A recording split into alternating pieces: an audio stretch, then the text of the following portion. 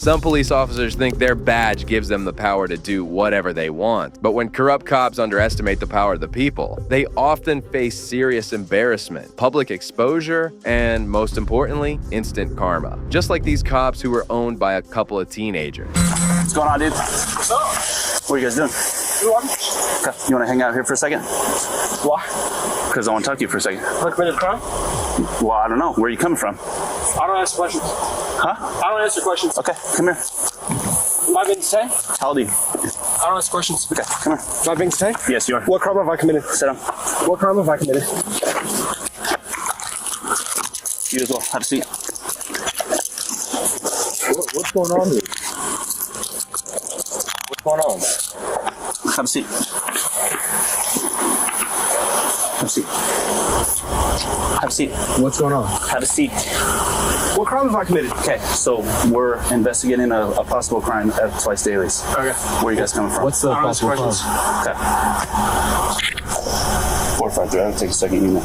Officer Brown detains one of the men in handcuffs and alleges that he is investigating a crime. But up to this point, no crime had been committed. The only information given was that they had left when they were told to, played music, and flipped off police officer's friend. Can you take your hands out of your pockets for me? How old are you? I don't answer questions. How old are you? I don't answer questions. Cool. Sounds good. We'll wait for my sergeant to show up. Somewhere to go. Stop. I'm always in a hurry. Damn. Hey, one, 2, 3, 4. Is it 4? 4. Congrats, you can count.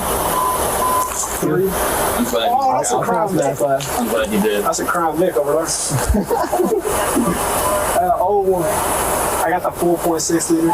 2 barrel. Wait, why are you handcuffed? I don't know. I ain't committed no crime. Why are you being detained? That's a great question. What's the issue here? The first mistake was failing to notice the boy was on foot, not in a vehicle. The officer didn't even bother to investigate a supposed crime before slapping handcuffs on him. We were just walking. We didn't do nothing. For what? This is a public sidewalk. I ain't committed no crime. We're on public property and we're walking. Okay, that's great. I was putting If it's handcuffs. determined that you're not the 2 juveniles we're looking for, you'll be free to go. Okay, but right now we have a call for service. 2 Yeah, but a call doesn't mean nothing. What have you investigated? Okay, you're not going to tell me how to do my job and my law. Well, you're not doing it right because I ain't committed no crime. How old are That's you? another one. How old are you? I don't ask questions. Okay, good for you. Well, when you're an adult, you talk to me about adult things, but right I now... don't ask questions. Okay, it's not a question, it's a statement. You watch way too much TikTok and YouTube, don't you? What you talking about? Always wrong to know my rights, I guess. I'm not questioning you, I'm just explaining things, but you're going to be a wise guy. Don't really care. I guess knowing your rights is being wise. All right. I don't ask questions. You don't answer questions? How old are you? I don't ask questions. Look like a juvenile with me, right? What crime have I committed? Oh, you're already in handcuffs. Perfect. How old are you? I don't ask questions. All right. There you go. Under arrest. For what? Suspicion of curfew. Till we prove who you are. Suspicion of curfew? Yeah. What's that even mean, suspicion of curfew? Yeah. You look like you're underage. So if I told you if I was 21, then it'd be okay. Then I asked for your ID. Well, what crime have we committed? I just answered It's that. not a stop and ID state. Yeah, Tennessee's not stopping. You can't just go to someone and say, oh, you just look a certain way, so we can arrest you. What extremely unprofessional behavior by these officers, acting condescending towards these boys, but making up rules on the spot just to have any reason to arrest them. I do not consent to searches or seizures. I understand that. All right, well, you're violating my rights right now. Okay, I understand. You have an ID on you? Okay, good for you. You can answer on that juvenile if you're under age of 18. We're under arrest for being suspicion of... Never been under arrest. There you go. Under arrest. We're under arrest for being suspicion of... Never said under arrest. Oh. Did I? What does it look like to you? Why are we Am I free to go? You tell me, street lawyer. Are we being detained? Yes, we're being detained, and we have committed no crimes. Guess we don't live in America no more. It's a pure tyrannical state. You must obey the government. You are not free to walk the streets, sir. What are we doing here, officers? What are we doing here? We'll let you know. We're the ones that are in charge right now. If you couldn't That's tell. all I'm asking. Yeah. They're just gonna detain us long. Wasting, you're wasting my time. I ain't breaking no law. Take a seat. Take a seat. Take a seat, man. Let's go. Have a seat next to your friend right here. Oh, there you go. They're getting physical. They're getting physical. Listen. I'm helping you down. Sorry, man. I got bad legs. Okay, I'm helping you down. So. Oh my God. Somewhere to beat. I'm always in on her. We'll get another full FIM Just for the harassment call from there. If we can prove they're overage, then they can go home. So they haven't broken any laws, is what I'm hearing?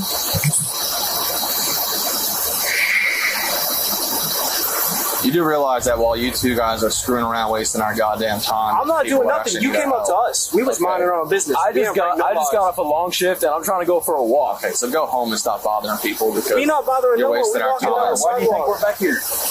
Well, you're not, because your car is illegally parked on somebody's private property that's closed because you were just in your car. When checking their IDs against their will and realizing they were of age, the officers should have let them go at that point, but their inflated egos would not allow it. That's the thing, though. I live in America. I don't have to bow down to everything y'all say. I don't got to do whatever you say. I'm a free citizen. I don't break no laws. I'm a free citizen. Where are they? I'll go see if they want them trespassed from the store. I'll be right back. Are we free to go? Nope. That's why handcuffs are on you. They violate no rights.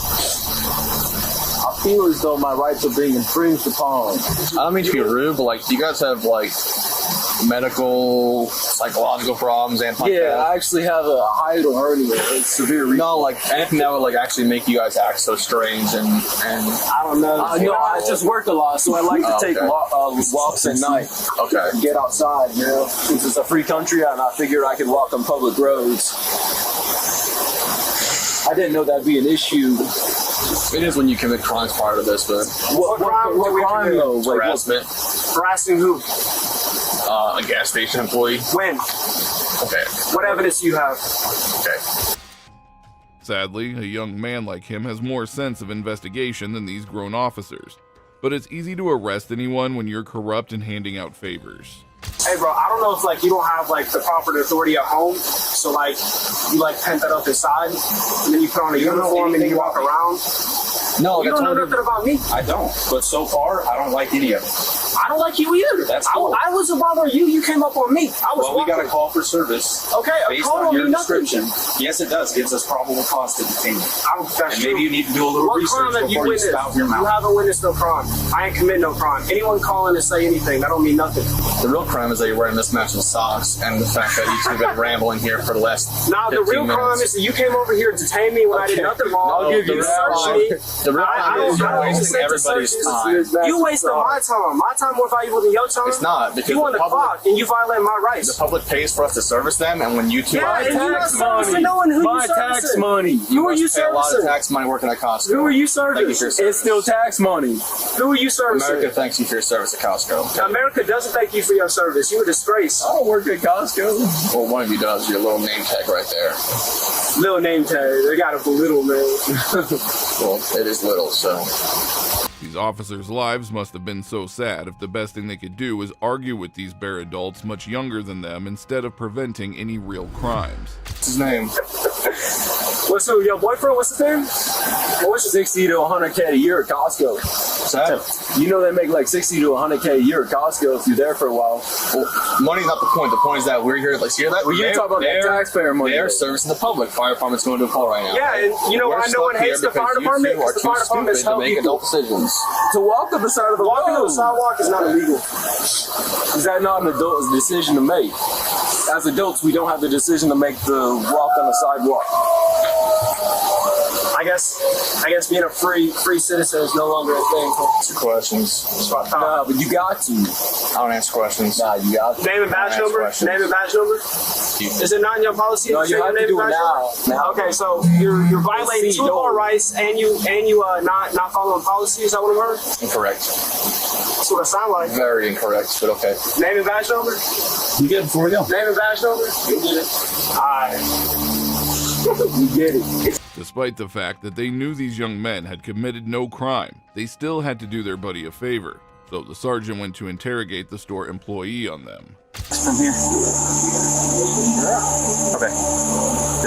If they're harassing y'all, they're up here, they're street lawyers and don't understand why we're getting out with them and why they have to ID themselves, and they just parked at the business back here that's closed. And yeah, I was in the bathroom. Tyler told me they've been here for about an hour, so I went over there and I told them they need to get their gas. This isn't a hangout spot and they need to leave.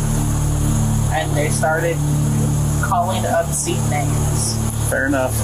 Figured when I was up here heating up my food, they spend about 5-10 minutes on the candy aisle, so I figured they're either trying to buy beer or trying to buy smokes and weren't old enough. Oh, they weren't getting it. They look like they're about 16. They weren't getting it anyway. Alrighty. You have a good night. All right, you dismissed. Wishful thinking.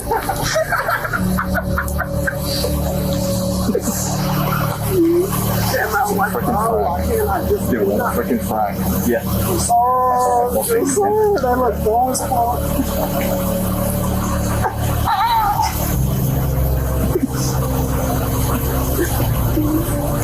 Standing here all morning.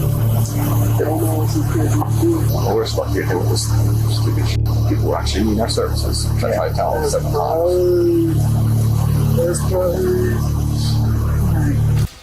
The officers could do nothing but stand there looking like idiots, realizing that they had no grounds to arrest these 2 young men and were forced to cope pathetically. Our next case, however, will feature the point of view of a more experienced citizen who has a habit of attracting all kinds of self-interested and corrupt cops. And if I do not leave, you'll arrest me. We'll have to, yeah.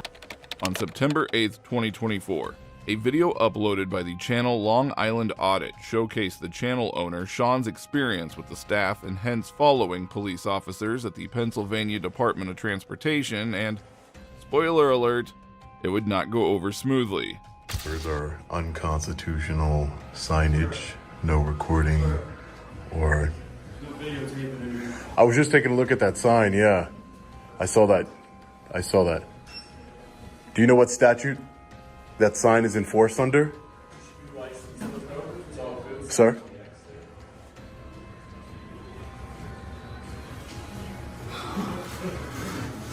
Good morning or good afternoon, sir. You have a cheat sheet? Yes, I do. You have a cheat sheet? Okay, yep. For a man with a camera? Yes. Really? Really. What is the security threat or a safety issue Because we or have what's going on? People sensitive items not on a desk and everything else, and computers are working. So, if Do you mind if I get your first name? No. So you're not going to identify yourself as a public servant? I'm going to call in my supervisor right now. Right. And then we'll go from there. Can I tell you, just based on my personal anecdotal experience, that I've been in a lot of government buildings and I've never once received any sort of private or confidential information. You can all you want to and everything else, but you cannot go in that room, or I can shut the whole facility down until you leave. Well, I don't want you to do that. I'm just taking some pictures and video. I just had a couple questions. There's not one on site. I'm calling her right now. Okay, thanks. Appreciate it. Their new tactic, ladies and gentlemen, is to close down the DMV in order to get all the people that are inside angry with you and turn against you for simply exercising your constitutional rights. All right, sir. Back to the cheat sheet. Not permitted within the facility. Going to show the signs that shows that you are not prohibited, is not allowed inside. Please ask the individual to politely stop recording. If the individual continues to record, announce to customers counter services are going to be delayed. Have employees stop processing. Politely inform the individual to leave the DLC, and then the next step is to call the police. It is insane how when the Constitution permits any free citizen to record in a public area, a public building gets away with enforcing the exact opposite of that freedom. They shut down the DMV over a camera, yet there's so many of their cameras everywhere that are public record. It just makes no sense. I'm not getting anybody's personal information. Nothing's going on here. It's just an intimidation tactic to turn the people against us. That's just the way it works here. All right, ladies and gentlemen, law enforcement has arrived. Let's see if we can speak to them before they even get in here and get fed poison by the public servants here. It's ridiculous. Hopefully they honor their oath to the United States Constitution here. Hey guys, how are you? I'm doing well. Island Audit. I am Long Island Audit. My name's Sean Paul Reyes, sir. Nice How are to you? meet you, man. How are you? Hey, yeah, they are. He has like a whole script. He has like a script that he reads. It's like a little cheat card that he reads, and he's like, I'm now shutting down services because there's a threat to privacy, when I'm literally standing in the lobby, in the public lobby, where anybody could see, write it down, surreptitiously record, if they wanted to have nefarious purposes. So Okay. Yeah, we'll talk to him. yeah, sure, no problem. No problem. Thanks, guys. Yep.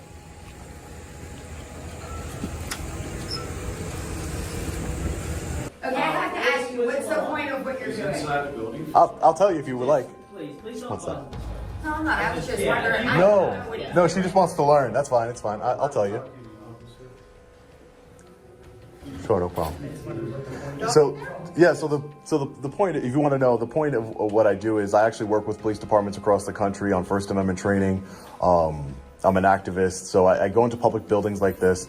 DMVs especially have a history of treating people really poorly, and for the most part, and or public servants. I've seen them. My channel, you'll see. Because they've been really good over there. That's fine. If they're good, then I want to highlight that too. That's why I highlight good officers and I call out bad ones, and the good public servants and bad public servants. I think there should be transparency and accountability within our government, don't you? No matter what kind of tactic or interrogation Sean was subjected to, he remained firm in his principles, and they could not simply shoo him away like they were used to with others. Yeah, but is that my fault or theirs? It's your fault. How is it my fault? I'm not getting any. Record on premise. That's a sign, sir. That's not a law. That's a sign that they put up. There used to be signs that say, messed up my whole afternoon. I didn't do it. They did. Talk to the public servant that you pay tax dollars to that is not serving you, sir. Okay, well, he just asked you to leave and you didn't. So now you're trespassing, is the way I look at it. Okay, well, that's why we have the law enforcement officer. Okay, well, it's a good thing you're not a law enforcement officer, sir. Okay. Yeah, I'm just saying. He's the one talking about forcing me out. I'm not saying to you, I'm just saying it's both of you. It's trying to argue. Let's go back to the quarter before so we can get our stuff done. Second Amendment's okay. Those people who don't waste their day going around recording everything, they actually go to work. This is my job. My taxes will say that this is my job. That's all. And this is why our country's screwed up today, because of this generation. No, it's because people want to support the Second Amendment, but you don't care about the First or any of the other ones. Most people are so ignorant they don't even understand the Constitution. It's our education system that's failing us. This generation don't understand that.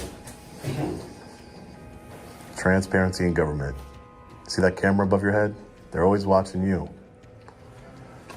But for your safety, right? It's for your safety. I have nothing about it, so I don't have to worry. Remember. Interactions like these are what make Sean's job important, because so many people seem to be ignorant of their freedoms. So I talked to them, they called up their manager. Right. I guess they do have a policy, and it specifically states that they don't allow people to record here. Right. So they're wanting you to leave.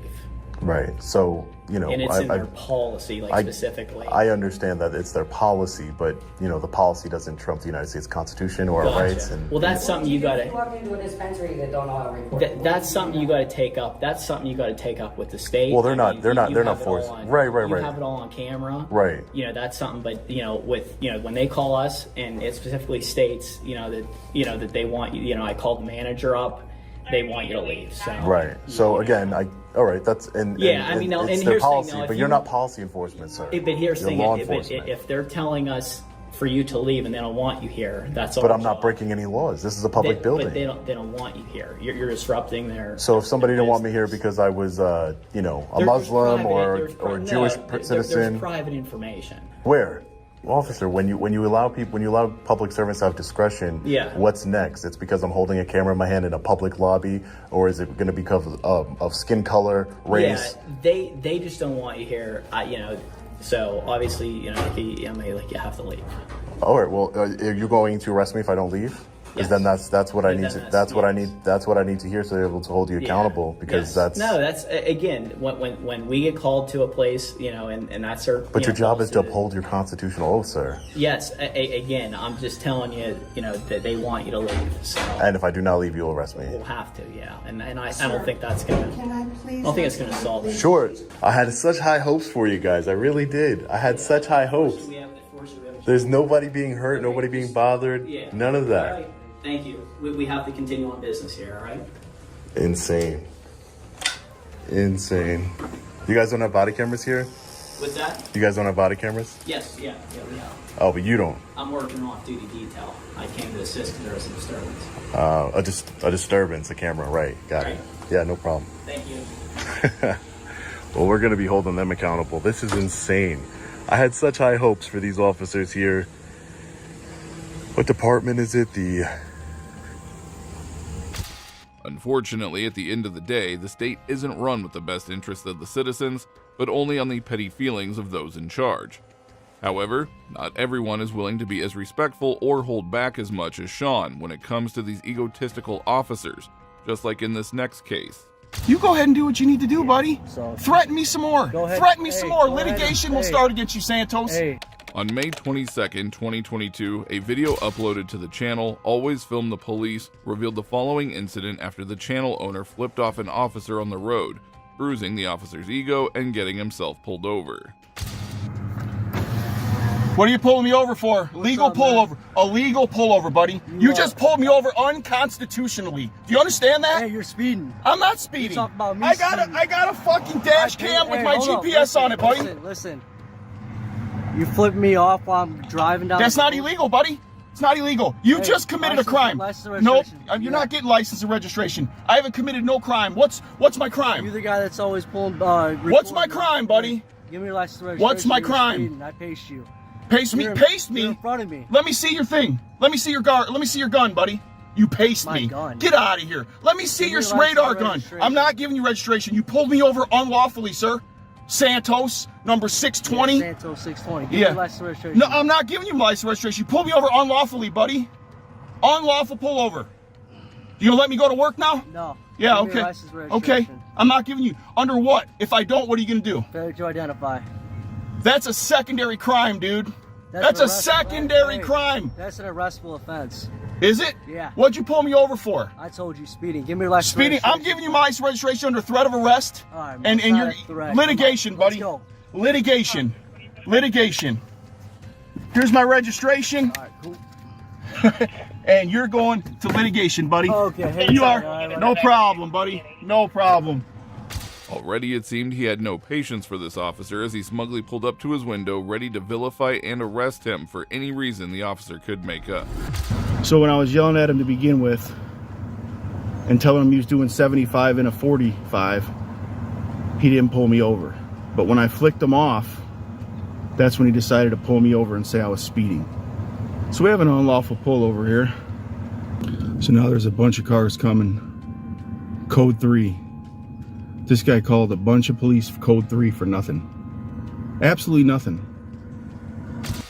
Even after getting his license and registration, which should have resulted in a ticket at worst, the officer still summoned other police like a bunch of thugs ready to mug him.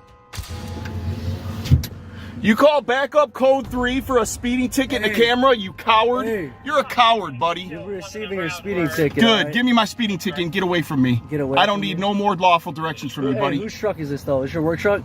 I don't answer questions. Give me my ticket. I'll be in contact with your work company as well, all right, man? You go ahead and do what you need to do, buddy. So, threaten me some more. Go ahead. Threaten me some more. Go Litigation ahead. will start against you, Santos. Next up, we have this corrupt sheriff who was held accountable for his crime and realized what karma is. Tell me about what happened during the accidental shooting. Obviously, I've gotten stories, a couple of different, people told me, but, you're the guy that accidentally discharged a weapon, so I can't wait to hear from you, man. Jeff Maiden and I were on our way back from Lancaster. We had ate at B-Dubs. We were coming down 79 and we were in the area of Buckalika Beezer Village. And my telephone rang. It was from Darlene Whithofer. I've known the family since, I was a firefighter with her brother Terry forever. And she's on the phone screaming, saying her aunt, she found her aunt in the middle of the road, and that 2 guys had broken into her aunt's house and held her at gunpoint. She was able to escape, but the gunman shot one guy. He was laying in the floor bleeding to death, and the gunman was still in the house. So we're right there between both entrances to Leach Village, the main entrance in the second entrance. To make matters worse, Hansi wasn't medically fit to be on duty. His doctor advised him to be on desk duty starting March 12th. Therefore, the chief was already in violation as he went to the crime scene and should have sent in a junior officer instead. I wasn't even thinking of being on technically light duty. Right. Had no gun with me. And, you know, with there someone possibly being in that house dying, you guys have done the same thing. You'd have went in. We had 3 people here, and we've been trained. I told Ritter, give me your handgun. Vermaiden went around the side of the trailer to see if there was a door on the back. I said, go get your rifle, because we don't know what he's got. Give me your handgun. It's the same identical handgun that I've got. And we went in, cover 3. Vermaiden was the first one in the door, went to the right, because it's a single wide. Went in, and I went to the left, and I held the whole back of the trailer. And the trailer's really dark.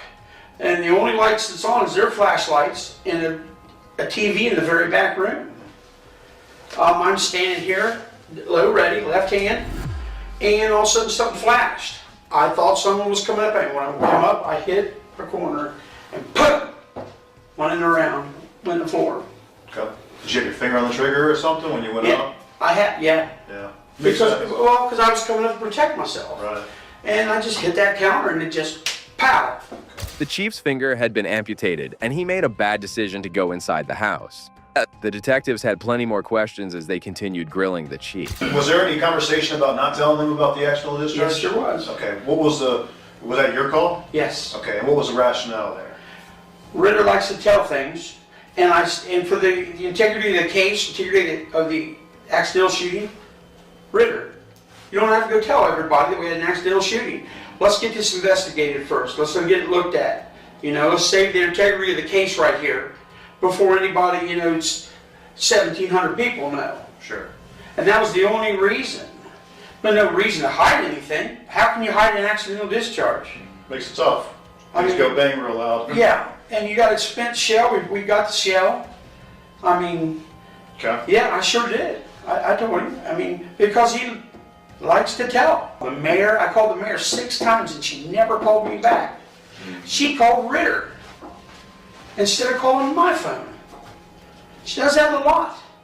Just the other day, she's standing there, Ritter's phone goes off. Call from Peggy Wells. He's talking to her. I'm like, I walk up and say, why aren't you calling me?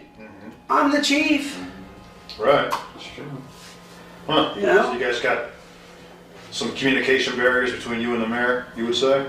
From years, she's been on council for years, and yeah, she never liked the police department. She's actually picketed against the fire department. She don't like them.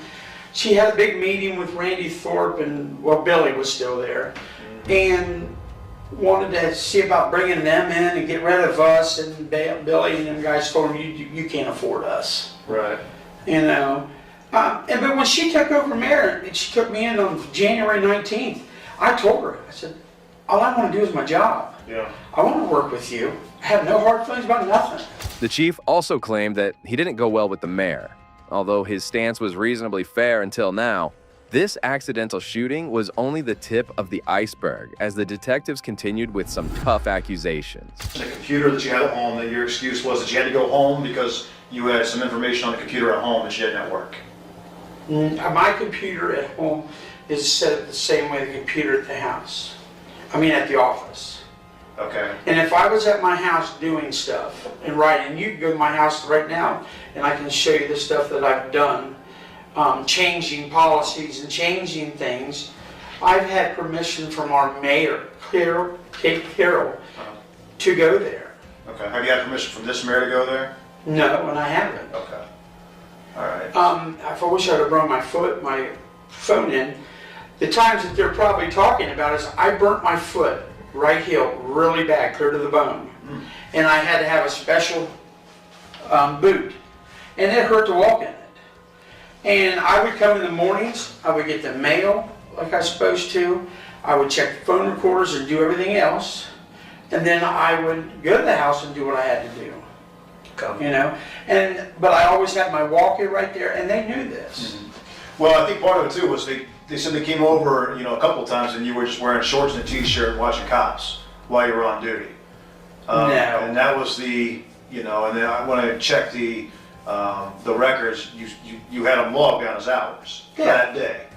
But my concern is if you're at home that day, and that's true, let's say that's true what he's saying, if you're just sitting around watching cops when you're supposed to be at work, that could be an issue. Right. Obviously, you're the chief of police, you wouldn't want one of your guys doing that, so, you gotta understand from, our perspective, looking at numbers and looking at everything else that are brought to us as a concern, we have to try to figure out why, or justify why that's happening. Right. Hansi claimed that he had permission to work from home, but he never asked the new mayor about this. As chief of police, he could easily stay logged into the system while lounging at home, a blatant violation of the law. It's clear he was stealing money from the government. Why do you think that is, Jimmy? I do would go home a lot, but I would not. I would be in blue jeans or my BDU pants and a shirt that always said police, and I would be doing the stuff that I was allowed to do on the computer for the mayor. And then I would go out and go get cards, tag numbers and stuff with the junk cards, and I would do my OLEG, or write it up. I wouldn't do the OLEG at the house because I couldn't. I could only do it at the office. But I would write the junk card stuff up. Okay. I mean, just because if they come home and see me, I'm in a t-shirt that says police and I'm not wearing my full uniform with the badge and all this, everything else, doesn't mean that I'm cheating the system and not working. What are your procedures for junking cars? Junking cars? Yeah, let's say you get a car in an impound, nobody comes and gets it. What is your procedures to get rid of that vehicle? Run the thing through the state of Ohio. They come back and tell us if there's a lien on it. And then you send that person, or if there's a lien on it, you send that person 10-day notice. Or if there's no lien on it, you send that person, the owner, 10-day notice. And then if they don't collect it, or we get it back, they've got 10 days to pay the towing or anything like that. If not, then I go get a title from the BMV, and then we gather how many ever cars we got up, get 3 bids, and then people come out and look at the, like junkyards or private people or whatever. They look at all the cars all at once and give you 3 bids, and the highest bidder gets them. Okay. Have you ever taken any batteries out and sold the batteries? No. No? And the reason I'm asking in this setting, Jimmy, is this is a setting where under Gary, you can't be charged with what we're talking about. We can't talk about this criminally. Right. Okay, but if that comes out criminally, there's going to be some issues probably with stealing. Okay, so there's been those allegations and a little more than just allegations. Very, very specific things that I've checked out that are not making a lot of sense. Okay, one of them especially being a water pump that was taken off of a truck for Randy. The accusations against the chief kept piling up, growing more embarrassing by the minute. He was now being questioned about allegedly stealing and selling unclaimed car parts. Although this is only a suspicion, if it's true, it would be a shame for the entire police department. But what I don't want to see is something that, you get charged for or go to jail for. Right. You know what I'm saying? If anything was taken off them cars, the village already owned them, and they had permission from the mayor to take anything. I personally have never taken anything off the cars, out of the cars, anything. Now Randy and Mark Dimmick has, yes. But they've always had permission, and they've never done anything until the vehicles were owned by the village. Sure. And they were going to the junk yard. They were getting loaded up that day or the next day and going to the junkyard to be crushed. Okay. The village owned it. Did you take any batteries then after they owned it? Did the mayor say, hey, you can take these? I'm trying to explain it for myself in my head why I've had 2 people tell me the same thing now. 2 different people. One, that I would say is completely on your side. One that says maybe not completely on your side, and they're both telling me the same thing. So I'm trying to figure that out why in my head that would be the case. So is there a circumstance or an instance where you did take a battery or 2 after the mayor cleared it? I've never taken a battery. Never? Never. Okay. Never. All right. Well, I needed to ask you about that because, like I said, I've had a couple of them here, all right? The detectives were not fully convinced with the chief's answers, as they once again questioned him about the 10th March incident. Okay, so if one of your officers acted the same way you did, in the same manner, you wouldn't have a problem with that then at all. If they were not due to come back to work for 2 more days and they took a call in the village, they took a call, even though they're not cleared to come back for 2 more days, would you per se, you have a problem with that? If it was the same situation that I was put in, Sure, call exactly the same. no, I would not. Okay, and why is that? Because there was imminent risk of death. He was there. He had plenty enough people to take care of what the situation was. And I believe he has the, what word do I want to use? You want to use probably duty to do something, right? Yeah. And I assume that's where you're going with that. Yeah. Okay. Yes, I do. I would not have a problem with that at all. I mean, the accidental discharge was very unfortunate and a bad timing, but, you know, no, I wouldn't have a problem with that at all. The detectives then focused on a major issue within the department: the lack of hourly rate checks. This allowed anyone in power to manipulate their hours and walk away with a hefty paycheck. Shockingly, this scheme had been going on for over 2 years and was only uncovered now. So then you're ultimately responsible for making sure the numbers are accurate when they go to Mary, who I assume Mary does some other report as well, or did at the time? I have no clue. We just turn in our timesheets to her. But you make a report for city council, or for village council. I'm sorry, if I keep calling city council, Yeah. I'm just used to this. You make a report for village council, right? The end of the month, they would get a report. Yes. On with the fire department and every street department and everything else. Right. And that report is done by who? Vermaeten. Okay, so Vermaeten does the report. He does the report up, and I would assume, since you're the guy in charge ultimately, and you're the one responsible for numbers ultimately, you look at that report. No. You don't look at the report that Vermaeten's doing? No, he would come in or on a Friday when I'm off on Fridays, and he knows Monday is the council meeting. He would do it up, and then he would take it over and give it to Valerie. Let's go back. Let's say the auxiliaries. Who keeps track of their numbers then? I got where paid guys are. Vermaeten's in charge of the paid guys. I got Vermaeten. So Vermaeten's also in charge of the Yes. auxiliaries. Okay. So when those numbers go over, do you check their numbers too to make sure that they're accurate? Because you said, like you said, you know who's coming and going in your police department. Well, you know, he'd put the hours down for them. They were, some of them worked 16 hours a week, a month. Some of them worked more. And some of them worked less. In fact, a lot of them worked less. I have no clue. But you know who comes. But you know who's coming and going, Jimmy. That's the whole thing I want to get at. You know who's coming and going in the department, and there are people like Schilling. Is it Schilling? Schiller? Mm-hmm. I know Jason Schilling. Jason Schilling. Yeah. I talked to lots of people. They said he only comes during taser training. That's it. And he's listed for 16 hours a month. Correct. Every single month. Correct. Because Frank Foster, our mayor, said he did our radar, he did our taser, and he did what else did he do? Radar, taser. It was later revealed that the department had been issuing paychecks for officers who weren't even showing up for duty. Now, the big question is, who was pocketing the extra money? Was it the chief himself, or was someone else manipulating the system behind the scenes? It may not be 16 hours. I believe it is accurate because the mayor, Frank Foster, said, we will trade him this 16 hours a month if he continues to train us like that. And that's the way we did it. I understand what you're saying. I do. I get it. But, you know, a guy like that's invaluable. You know, but you want that guy to actually work. And when you're presenting those numbers to the village council, the numbers don't match what is actually going on. You know, so if you're putting 16 hours down, it looks like that guy's been there for 16 hours that month. He put in at least 16 hours of time, right? If you wanted to look at it that way, yes. I don't know. I mean, I really don't know how else to look at it, Jimmy, when it comes to that, because, again, yeah, valuable guy. You want to keep him around. You want to keep him happy, but he's not putting the numbers in that you are saying he's putting in. But it's on there for 16 hours a month. Every month that she's been there, she's got 16 hours a month. I call her. She says, no, that's not accurate. I call the guy she rides with, Haas. Jeff Haas. Jeff Haas. Jeff says, no, she does not work 16 hours a month.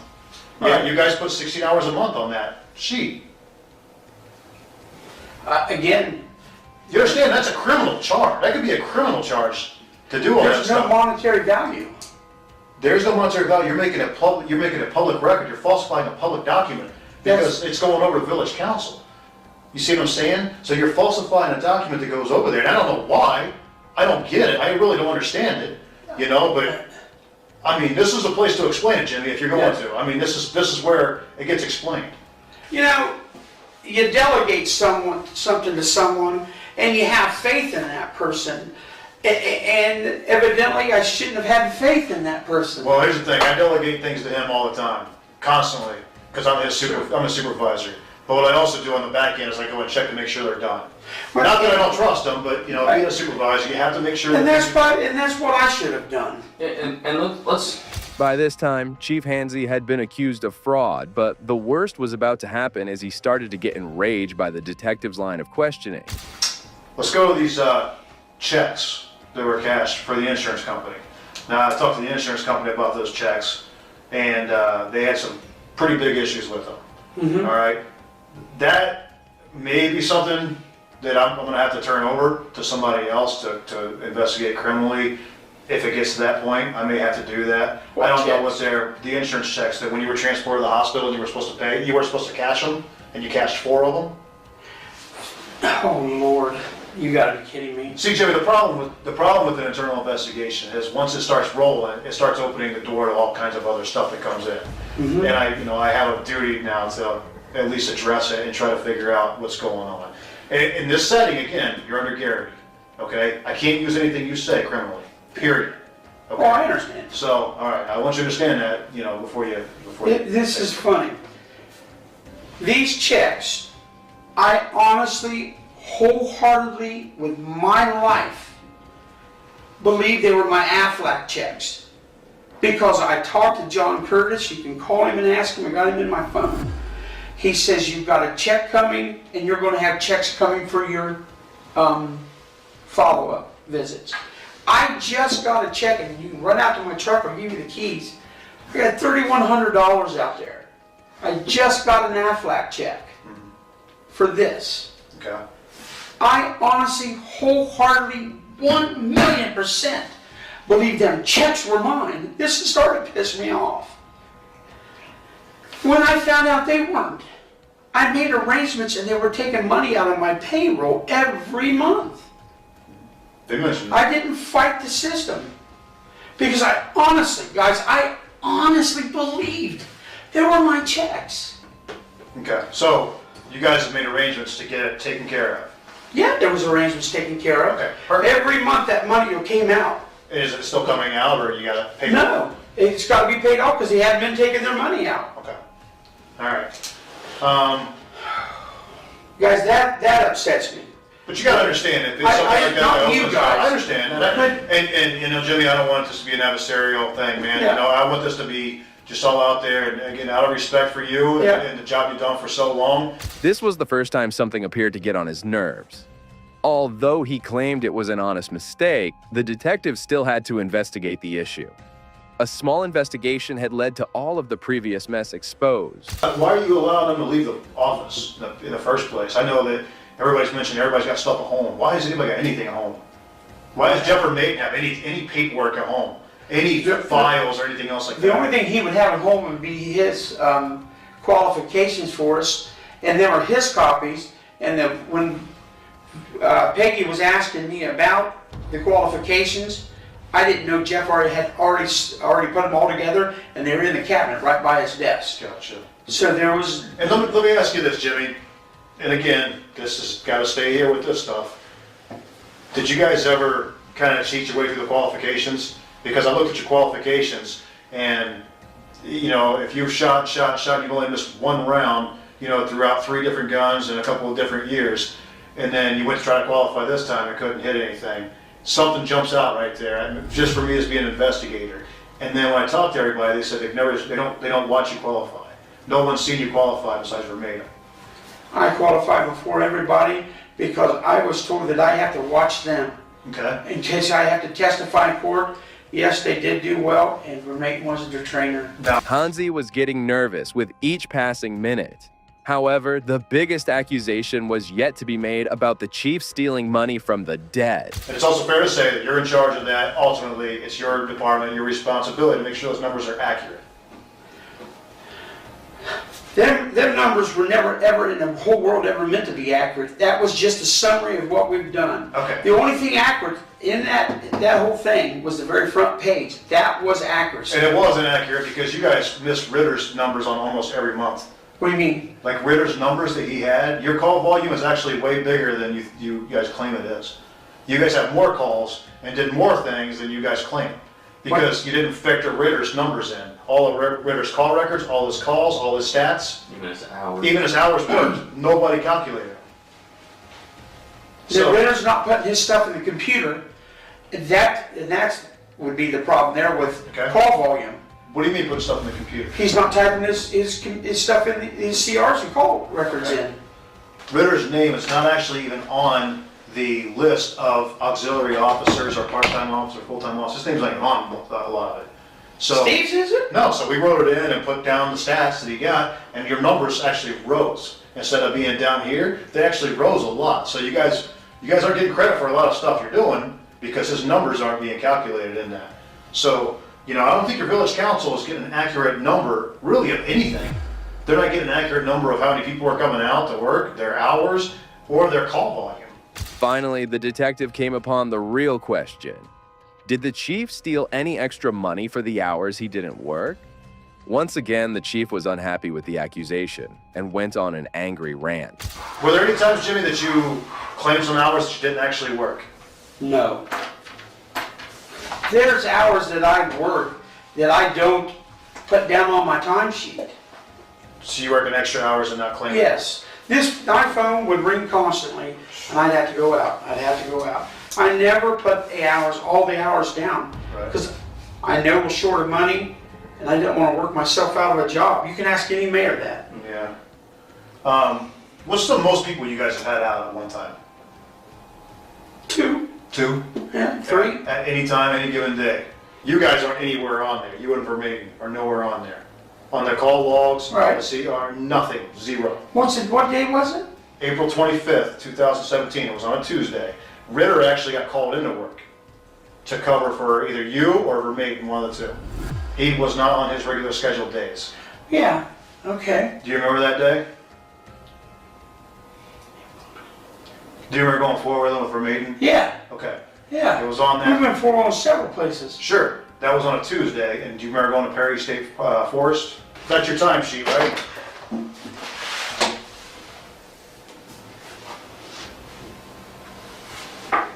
$12 hours, 6 A to 6 P. Yeah, you see the problem I'm having with that? Yeah. That should have been, I didn't even finish this week. Right.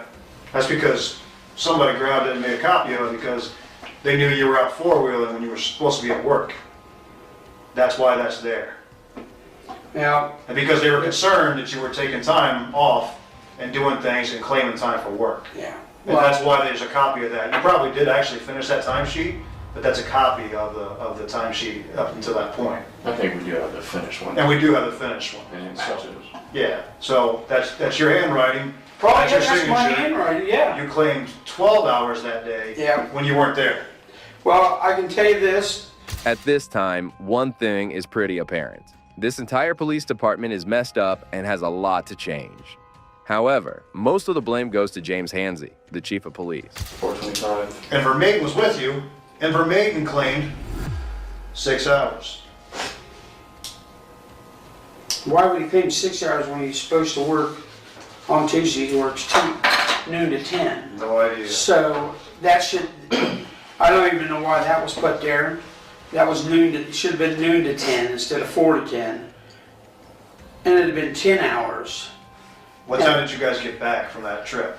Oh, hell, I don't remember. Was it dark? No. Maybe he tried to come in later, I don't know. But he put down numbers too on that day that he wasn't at work. The Ritter had to come in because the two of you were both gone. And the dispatch traffic had Ritter on there, not you guys. Yeah. And obviously, here, 4 to 11. And you're being honest with me that you guys were out there on the 25th. Oh, yeah. So that's the problem, Jimmy. And I turn this stuff over to to Mayor Wells and to Village Council, they're probably going to have an issue. Well, you know what? This was not done on purpose. I probably should do my time sheet every day that I get done, and I didn't. That right there, the 25th, was not done on purpose. You know, and I can understand it looks terrible. But Jimmy, you just told me earlier that you do it like that you make sure that you don't put that ending on there until you're actually done. I just started doing that. Okay, I gotcha. Because of all this issue of them saying, timesheet this, timesheet that, timesheet this. Right. And pay is very... This is, Jimmy, I don't know if you've ever seen this before. This is a couple years of people thinking that you're doing stuff that you shouldn't be doing.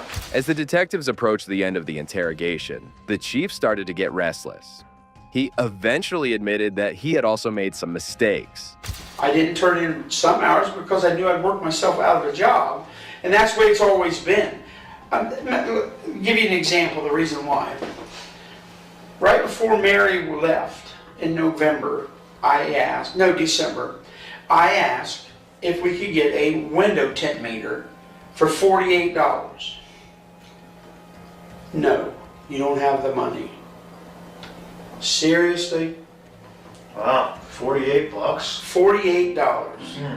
So that's the way we've always been in that village from day one I started. They don't give us nothing. We buy our own paper. We buy our own uniform. They give us a uniform allowance. But we buy our own boots and we buy our own guns and our belts and stuff that whatever the uniform allowance won't cover. You know, that reminds me of something though, Jimmy, I gotta ask you before you take off here. You threw away a bunch of property the other day. Yeah. No, it was boxes and stuff like that. Okay. And one of them was one of our uniform shirts. Yes, I yes. didn't see that. Yeah. Why'd you throw away our shirt? It had been in the back of the property room forever. So some of the stuff you threw away, was that property or just boxes? Because we found some dried up weed and all that stuff too out there. You understand, you gotta get court orders to throw that stuff out, right? Right, that was just dirt. Well, no matter how the department was running, it didn't give him the authority to steal from the government. He kept on proving his innocence for some time before the interview ended. After this investigation, the mayor filed 22 administrative counts against Hansey. In May 20th, 18, Hansey was fired from his position and placed on diversion in October 20th, 19.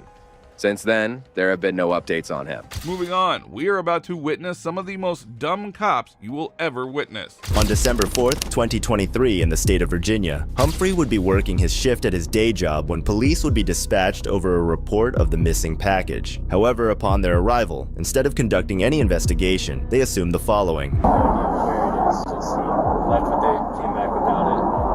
Correct. I don't know if you just took it through the dumpster, maybe you shipped it somewhere else. We really have no idea. So it's just a BCM lower? Just a BCM lower. Okay. And what's his description? It said taller, black male. 6'2", black male, already 230 pounds. Okay. We'll talk for a second, then we'll be in there. So how do the owners want to address this with him first? Is there anything we do to slow roll this or? Okay.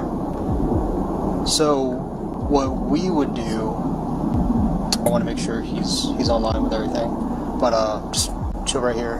We're gonna talk for a second, okay. And then I don't want to put the owners in a pickle, right? Yeah. So just give us a second. What's your game plan, buddy? So he took off with it and he returned without it. Mm-hmm. But the owners they have video. Okay, they have video of it. Okay. They don't know if they want to press charges yet, but what kind of charge is this? This would be a grand larceny. So it's felony, so they want to press charges. Also, it's a felony because it's a firearm? Yeah, firearm, correct. And then evidently case comments, people can still carry in it. They can still carry in here. His co-worker accused him based off security footage that showed Humphrey leaving with the package, but the reality was that he had simply dropped it off to the shipping vehicle that then lost it. No.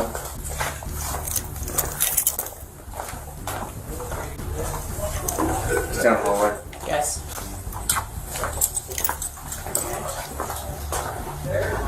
Reyes. What's that? What's going on? Hey man, just don't turn around. You think you take that out? Bro. What? We'll explain everything in a second. Oh, y'all really serious? You got your ID on you? Yeah. Arson, this is crazy, bro. Yeah, I think I took that shit. That's the one thing that makes me so. You haven't said anything about anything, dude. It's all in the sense, brother. I got Huh?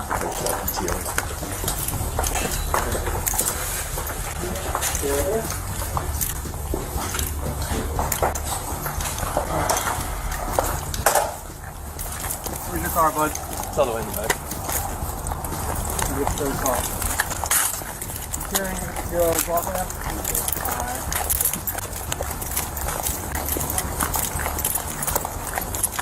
Fender?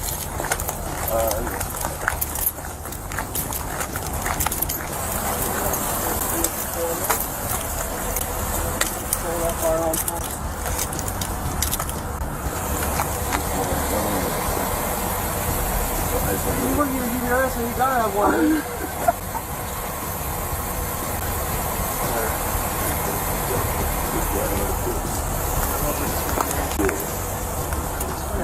Alright, one done.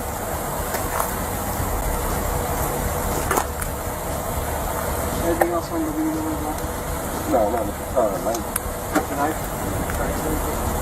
Is that up? What are we doing with that? That's gonna keep loading right now.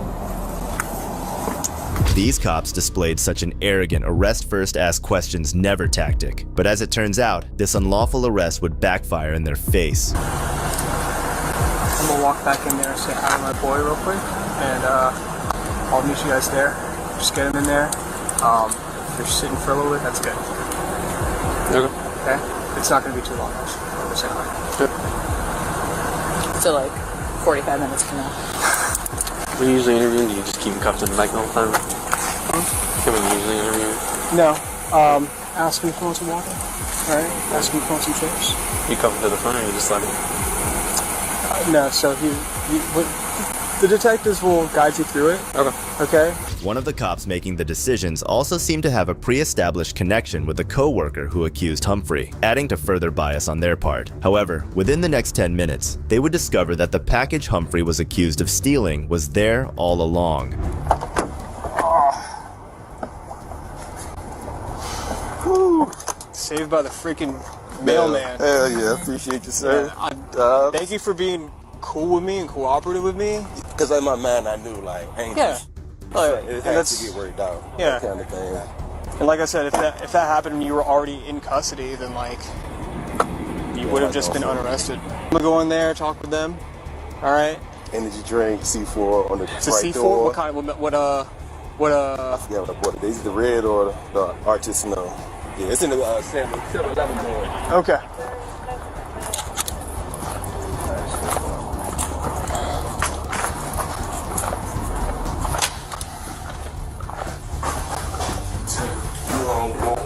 This other stuff that you replenish it.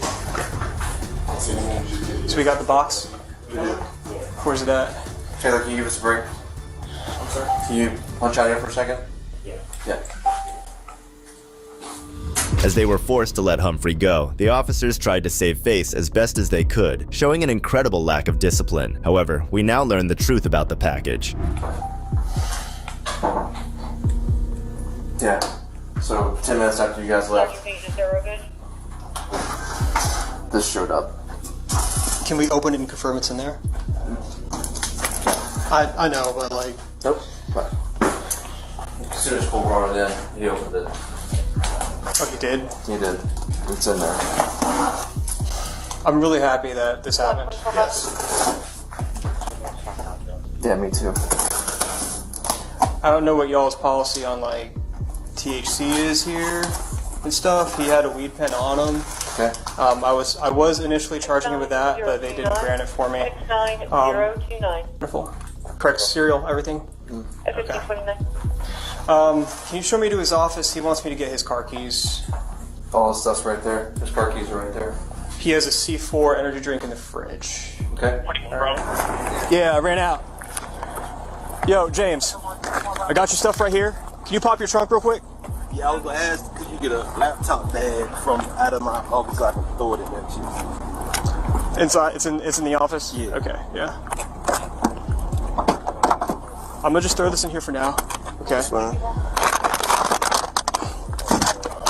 Everything's in there, even the pen, okay?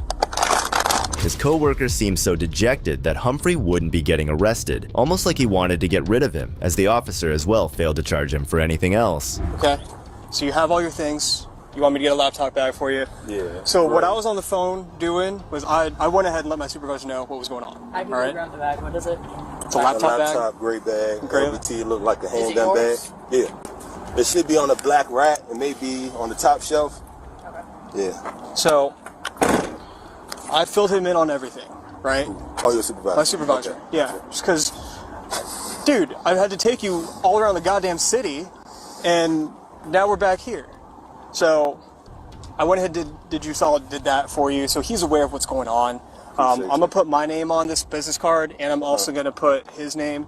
If you got any questions, please feel free to call him, man. Will do. Like, I don't have any questions. I understand, like, y'all did Yeah. y'all job. Y'all saw what y'all saw. Probable cause, all right. Unfortunately for Humphrey, although his co-worker did fail to get him arrested or charged with anything, he would still use this whole fiasco as an excuse to screw him over one last time. Despite being cleared of the crime, Humphrey said he was fired 2 days after the incident. Despite the swift discovery of the item and my innocence, the repercussions have been severe, Humphrey wrote on his GoFundMe page, which has drawn in over $52,000 in donations. I have lost my job, my reputation has been tarnished, and I am left to pick up the pieces and rebuild my life from scratch, he said. Humphrey was but one of the many victims of these corrupt and biased officers, who exposed their troubling lack of awareness of the law with every move, and our next case would be of no exception to this.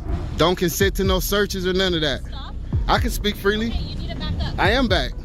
On September 4th, 2024, a video uploaded by the channel Gambino Green Thumb revealed footage of a Los Angeles County patrolwoman pulling over a vehicle for expired tags. Despite the petty violation, her treatment of the passengers was beyond despicable. What they pulling you over for? Expired tags. And she need to pat you down for expired tags? That's a little obsessive. At least I think so. I thought expired tag, you could just get a ticket. What's the need to pat down?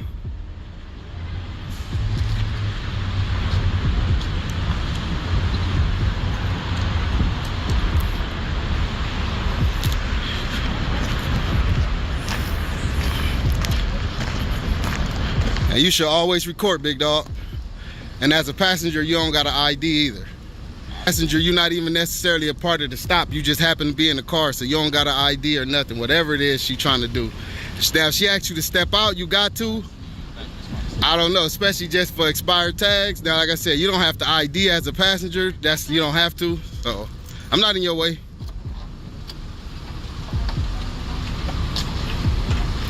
Don't consent to no searches or none of that. I can speak freely. I am back. Just like I said, just don't consent to no searches or none of that. Searches.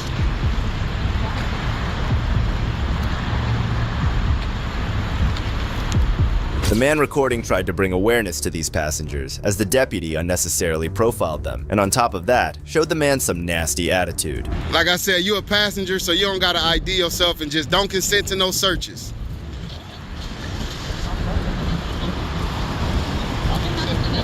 Honestly, she's not even supposed to detain you as a passenger.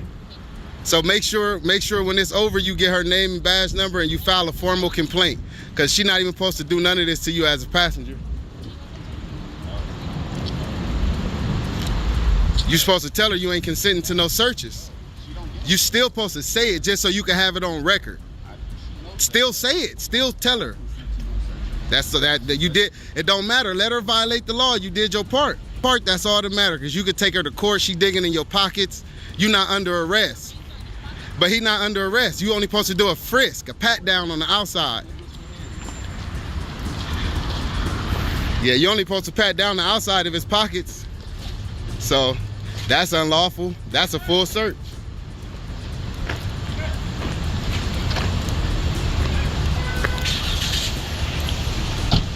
Now that's a full search what you just did. Well, I know how to do it better than you, obviously.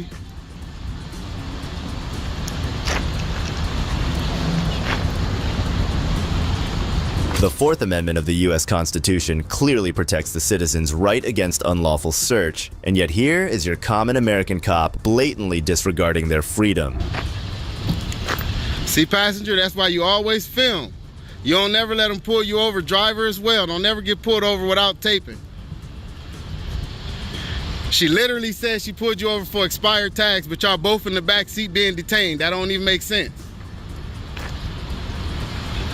She know I'm right.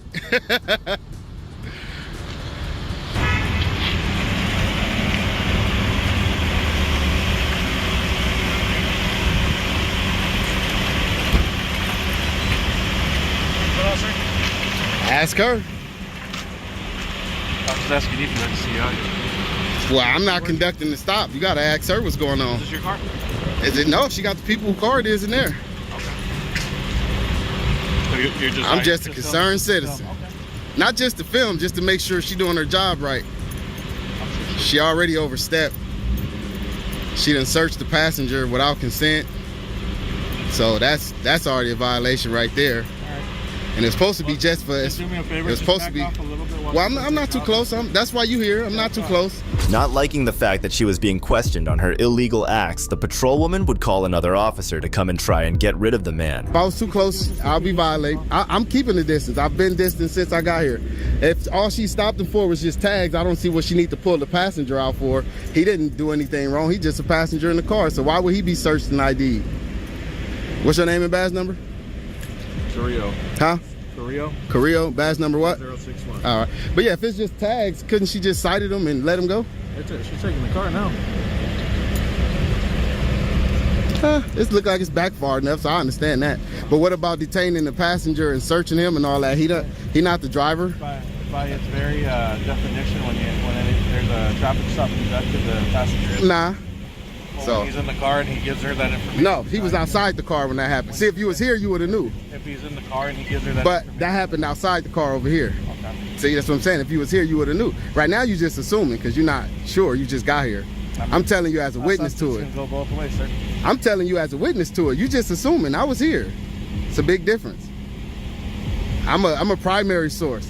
You would be more like a secondary, right?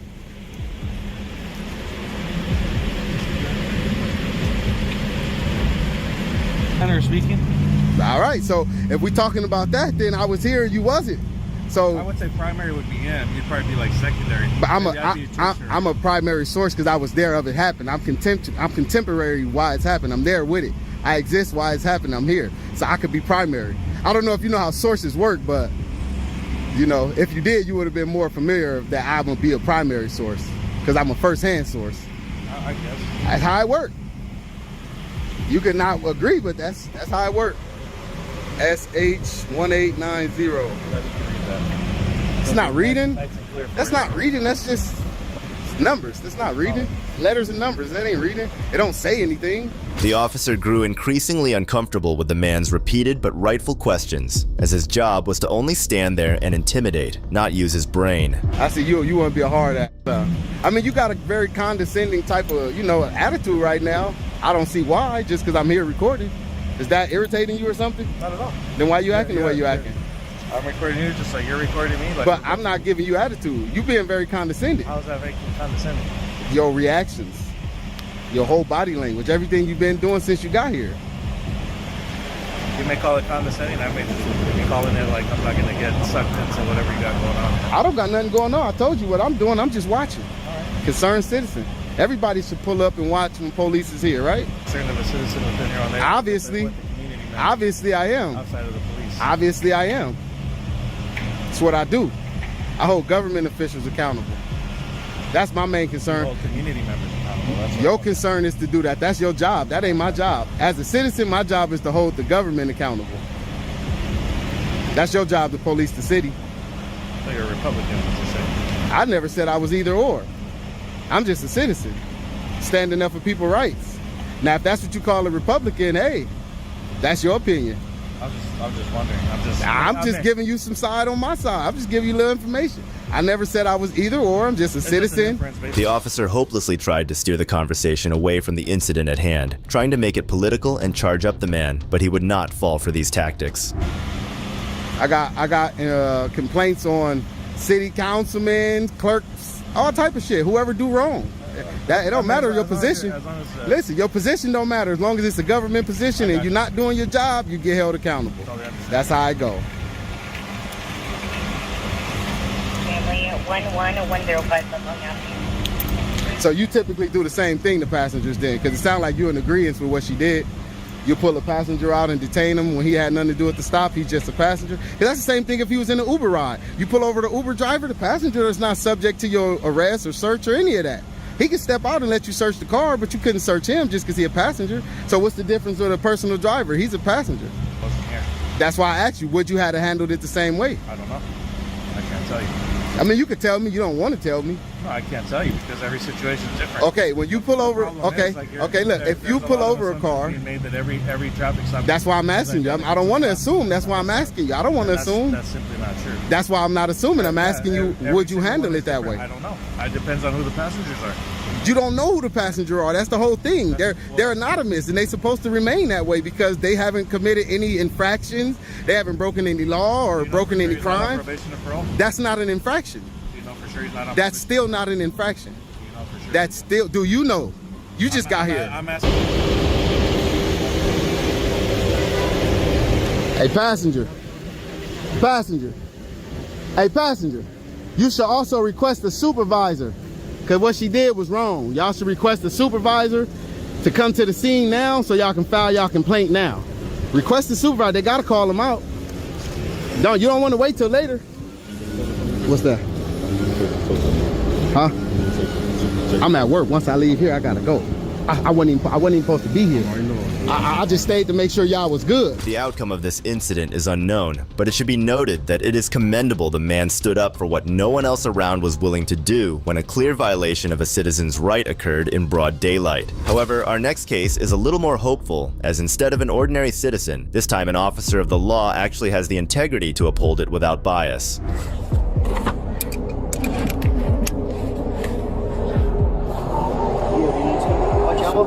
On December 3rd, 2023, an Albuquerque, New Mexico police officer was patrolling in his car when he noticed a black pickup truck speeding and swerving. However, when pulling the driver over, he would be met with a man of a not-so-different profession to him. I had a beer. Just one? All night?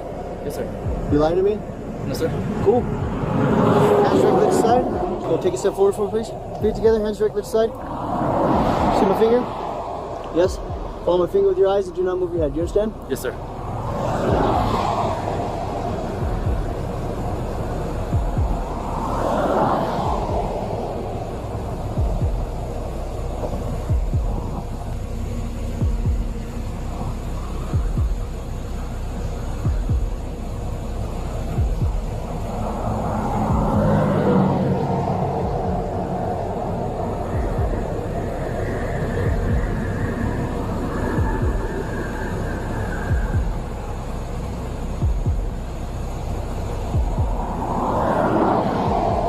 Go upward now. Follow my finger upward, please. Yes, sir.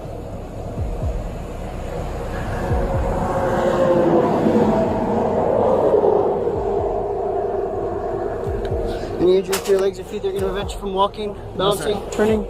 The man who was pulled over and observed to have a reeking odor of alcohol was a cop off duty by the name of Edgar Madrid, and our officer did not believe a single word he said. On this imaginary line, you'll look downward at your feet. You will count each step out loud. You will touch heel to toe on each step. And you'll keep your hands directly at your side at all times. Do you have any questions? No questions at all? So look, I'm going to demonstrate this test to you. It's going to look like this, sir. 1, 2, 3. See how I did that? I took 3 steps. You will take 9 steps. Do you understand?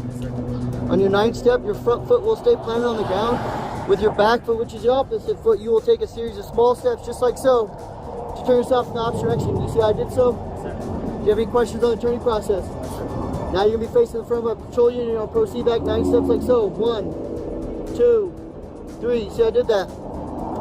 Once again, I took 3 steps. How many steps will you take? 9. Again, sir. 1, 2, 3, 4, 5, 6, 7, 8, 9. 1, 2, 3, 4, 5, 7, 8, 9. Okay. Face me. Put your feet together just like mine. Mr. Madrid, I'm going to have you remain in that position there. You will not start the test until I tell you to do so. Do you understand? After conducting his first field test on Madrid, the officer would become even more convinced of his intoxication and would call another cop to his area. You will lift that foot approximately 6 inches from the ground. You'll keep your foot parallel to the ground. You'll keep your hands directly at your side, both legs straight. Yep. You'll look down at your raised foot and you will count in upper manner by 1,000. Similar to this, 1,001, 1,002, 1,003, 1,004, and continue counting upward by 1,000s until I tell you to stop. Do you have any questions? No. So look, I'm going to demonstrate this test to you. I'm going to pick my right foot for my demonstration, but you can pick your right or your left. You lift that foot approximately 6 inches from the ground like I'm doing so, and keep your foot parallel. Do not point it up. This is parallel. Do you understand? Yes, sir. Hands directly to the side, both legs straight. Looking down at your raised foot, you will count in upper manner by 1,000. Similar to this, 1,001, 1,002, 1,003. Do you have any questions? No questions at all? Go and begin, sir. 2001, 2002, 2003, 2004, 2005, 2006, 2007, 2008, 2009, 2010, 2011, 2012, 2013, 2014, 2015, 2016, 2017, 2019, 2020, 2021, 2022, 2023, 2026, 2027. Go and stop. Mr. Madrid, it's been more than one drink, wasn't it? Yes, sir. How much have you really had to drink? Had 2 Coors Light and Dirty Bourbon, sir. 2? Yeah. You shouldn't be driving. You know that, Yes, sir. right? Yes, sir. And this is gonna hurt. It really is. The officer would conduct a sobriety test on Madrid, who would just nod along to his instructions like he wasn't fully listening at all. Okay, for your actions, refuse to be tested this time. Mr. Madrid, open your mouth, please. Stick your tongue out. Lift it up to the sky. Do you have anything in your mouth you eat, drink, smoke? Anything in between your teeth and your gums? 142. Go walk to the rear of my vehicle, please.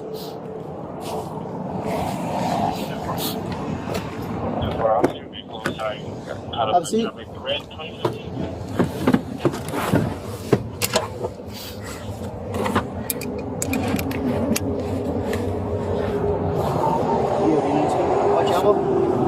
Despite how much it displeased him, seeing Madrid miserably fail the test left him no choice but to arrest a fellow officer, who should have known better than to go joyriding while intoxicated. Like sample is red.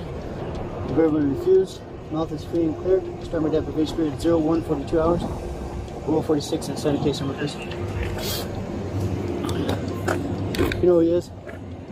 What was the last name? Madrid. D1. Stater. This case? What's been on? He's been on for, I think he's a lateral. Yeah. So 90, 65. He admitted to drinking 2. Edgar?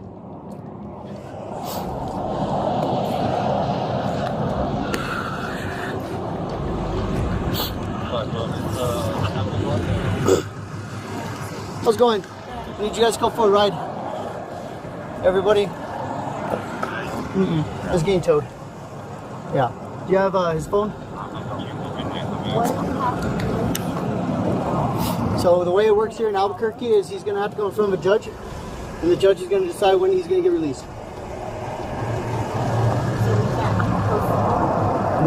No. Do you have his phone or no? I just want to make sure he has that phone so you can call people.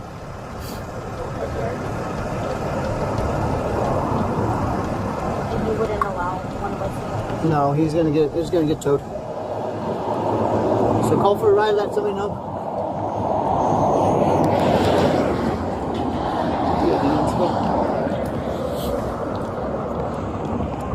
Now this is a proper example of how an officer should handle a situation like this. Unlike before in James Humphrey's case, where the officer was clearly trying to do his friend a favor. And on a fortunate note, Madrid wouldn't get away scot-free either. Madrid was arrested and charged with aggravated DW1, speeding, driver's license not in possession, and no proof of insurance. He pleaded not guilty and has a pretrial conference hearing on January 19th. As of Wednesday, Madrid is on administrative leave. While this cop was caught for his actions, this next officer did something incredibly foolish. On August 3rd, 2019, a person contacted 911 claiming that two black men robbed him earlier on the road. Soon, a couple of officers were dispatched to the location and encountered two men who matched the description given by the caller. So I'm walking down the street, there's these two black guys.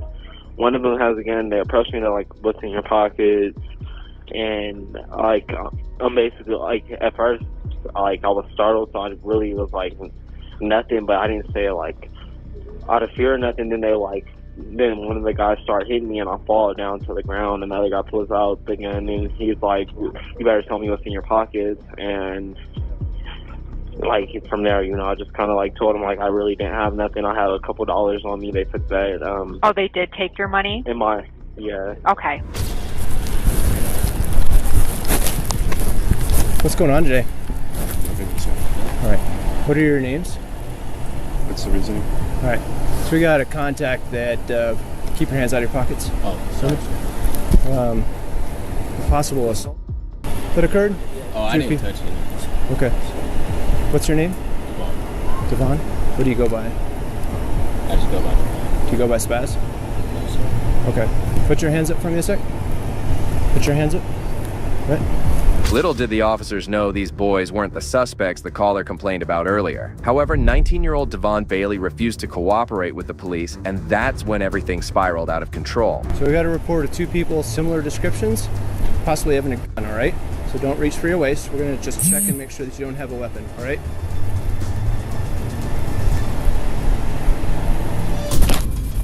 Hands up! Hands up! Hands up! Get your hands up! Get your hands up! Get your hands up! Get out of the ground! Get down on the ground!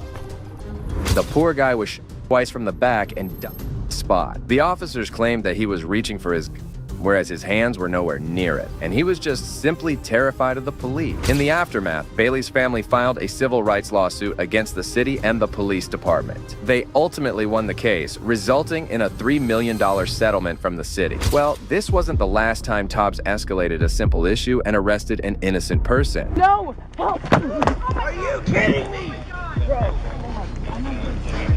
On October 17, 2021, multiple officers were dispatched to a residence after neighbors complained about a domestic disturbance. Upon arriving, they were met by Miss Beam, who acted like nothing was wrong with the home.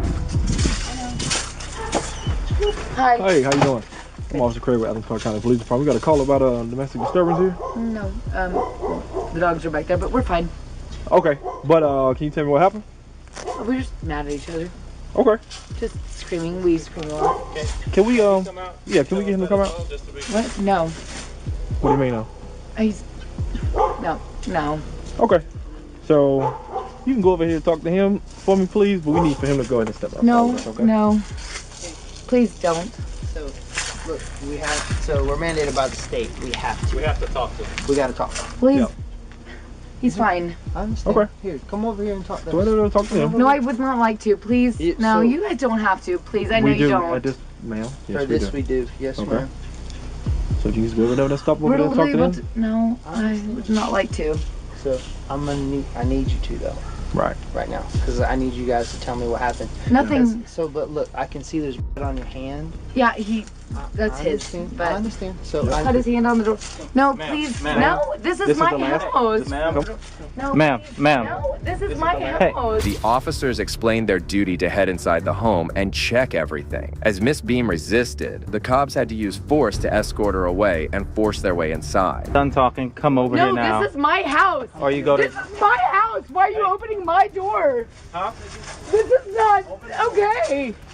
So, my house. Why are you opening my door? Huh? This is not Open the door. okay. It's against the law. So, I'll videotape you. Okay, well, you need to open the door, okay? Open the door, man. You do. We're here to investigate. why would you? This is my house. Stop. Can you unlock the door, man, so we can talk to you? No, why am I being held? Stop, No. or you're gonna get on the ground. That's my final warning to you. Stop. This is my house. And stop. You have to. No, you guys are f***ing wrong. You're at my house. I'm being handcuffed at my house. Don't handcuff me. I told you to stop, didn't I? My house. I'm being handcuffed at my house. Don't. Man, you need to come open the door. I'm good. I'm good. Open the door.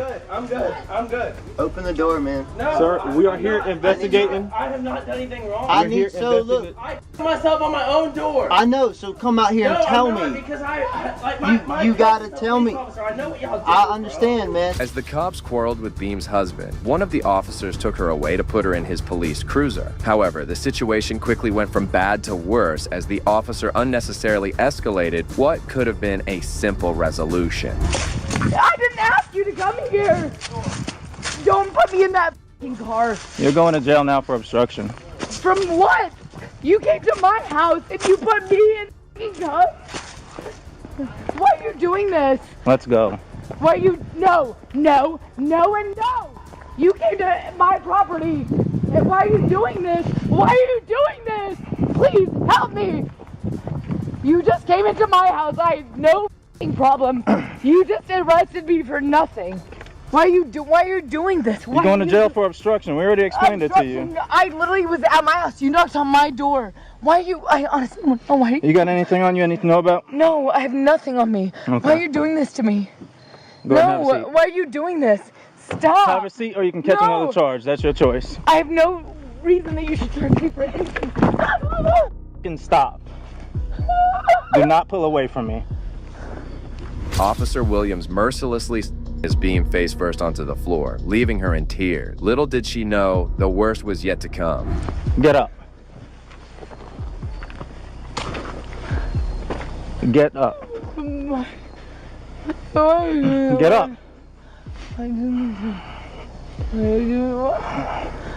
Get up. No. Get up. You're so wrong for this. Get up. I did. Then you can stay right here.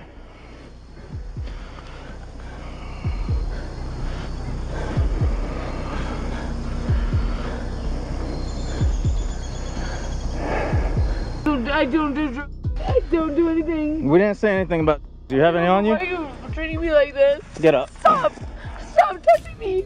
Get up. Stop touching me. Stop. Get touching up. Me. No, I haven't done anything. You're treating me bad. I haven't done anything to you. I really just live here.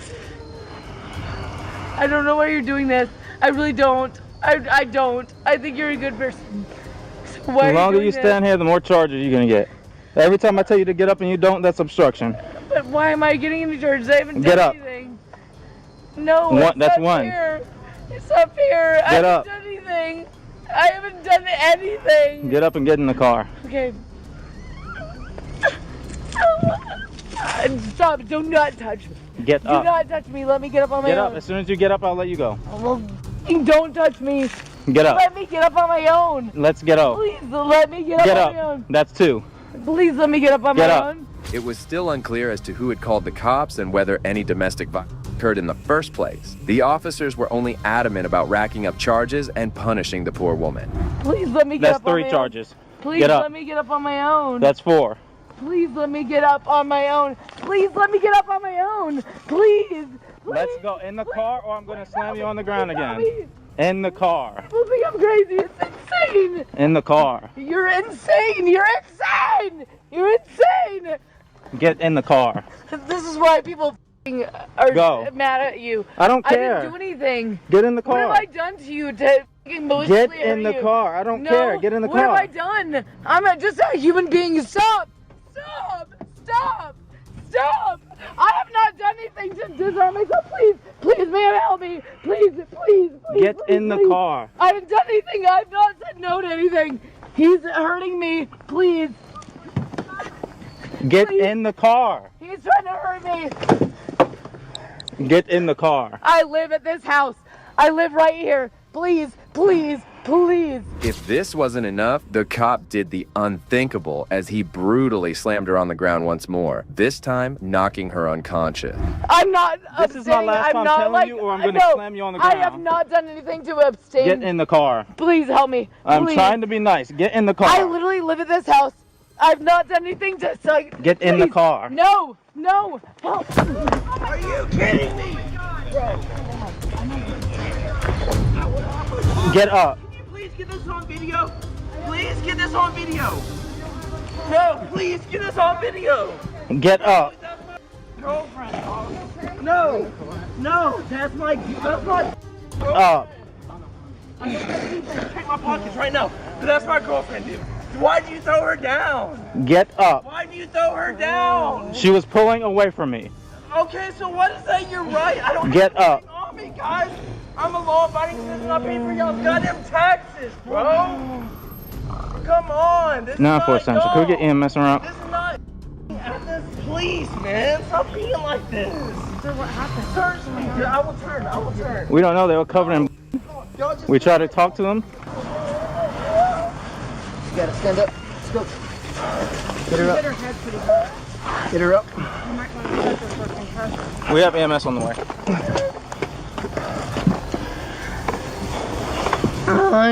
Bro, you gotta sit down. You have to sit down. How you pull? Go on the other side. Yeah. Officer Williams overstepped his boundaries, attacking poor Miss Beam. Despite her miserable condition, the officers were keen on fitting her inside the cruiser. Come on. You gotta get in the car. Just come on. Gotta slide you in. You want to sit her up? If you can. Okay. Yeah.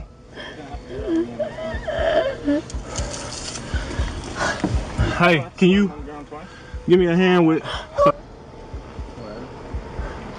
So I have to slam him on the ground twice? Give me a hand with... So that way... Just give me a hand so that way we got... So you sit her up. Sit up, okay?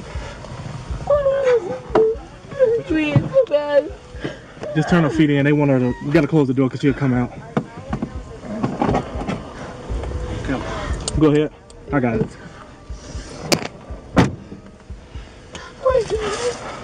Hey, do you have... What happened? Why are you doing this? Try to avoid this. Shortly after, people started to gather, shocked by what had happened. Among them was Beam's friend, who rushed to the scene. The officer spoke with her, but the tension in the air was undeniable. Is this your friend? My best friend. So she's very intoxicated and she's going to jail. So she hasn't been searched. I couldn't get that. I literally just got her in the car before. I think he punched like a window or something, and that's all that I know. So that makes sense for the broken glass noise, but I'll finish filling you in over here. So do you have an idea or reason why that they would the glass would be punched out? Because there's two glasses that are two window panels that are punched out. No, I don't know. Have they ever had a history of violence, fighting, arguing? Like between them two, no. Like I know that he has punched a hole in the wall. Yeah. Okay. But other than that, So there's a slight history of this. Yeah. Like I don't Of know. of damaging her property and stuff like that. For y'all to take him over, I'd rather that than. That's right. We're not gonna leave them. So like we'll have to get her consent to make sure that she's okay with you taking. she would definitely be okay with it. Okay. So like I said, if y'all can just stand over here, I'll greatly appreciate it. Okay. So they're gonna go. I'm going unmuted. Yeah. So I'm gonna get her out. We'll see if we can't at least get her searched just to make sure she doesn't have anything on her that she has. You okay?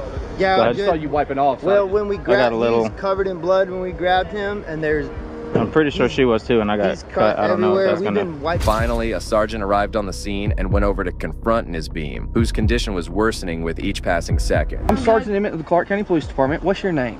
Leanna. Leanna? Yes, I'd like to go out to her. Okay. What's your last name, Leanna? Beam. How do you spell that? B-E-A-M? Yeah. Okay. So I don't know why I'm being held. So here's the situation right now. I'm going to explain it to you, okay? Okay. So you are currently under arrest for obstruction, okay? You are interfering with an investigation in reference to a domestic incident that we got a phone call about. It's not, and then you repeatedly refuse to cooperate with the officer because you are being detained. You're lawfully detained, and when you refuse to comply with an officer at that point in time, and you're resisting and you're pulling and you're trying to run off, you get taken. Go home. Well, unfortunately, that's not an option at this point in time. Really, this is not helping the situation at all right now. Okay. Oh my God! Whatever you need to do. So, I don't like the police officers that took me down. That's fine. I wasn't here when that happened. I'm trying. Well, when you're pulling away and resisting, that's doing something. Okay. Because I live here. Well, you're still under arrest. Turn around and face the door for me, okay? You don't have anything on you, right? No, I don't have anything on me. We're just gonna double check and make sure, okay? Are you hurt anywhere that you can tell right now? No. Okay. I'm hurt because by you searching me. I live here. Okay. Have a seat for me again, okay? Why would I? It's not fair. This is so unfair. Have a seat for me. Slide on in. Get your feet in the car, please. Melissa. Watch your head, okay? Watch your knees.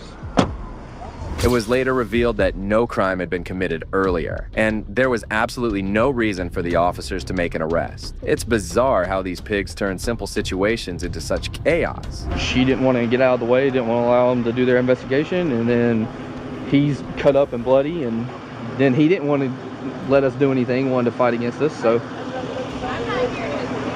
I just showed up to figure out what was going on, because I got asked, and I was like, oh, here we go.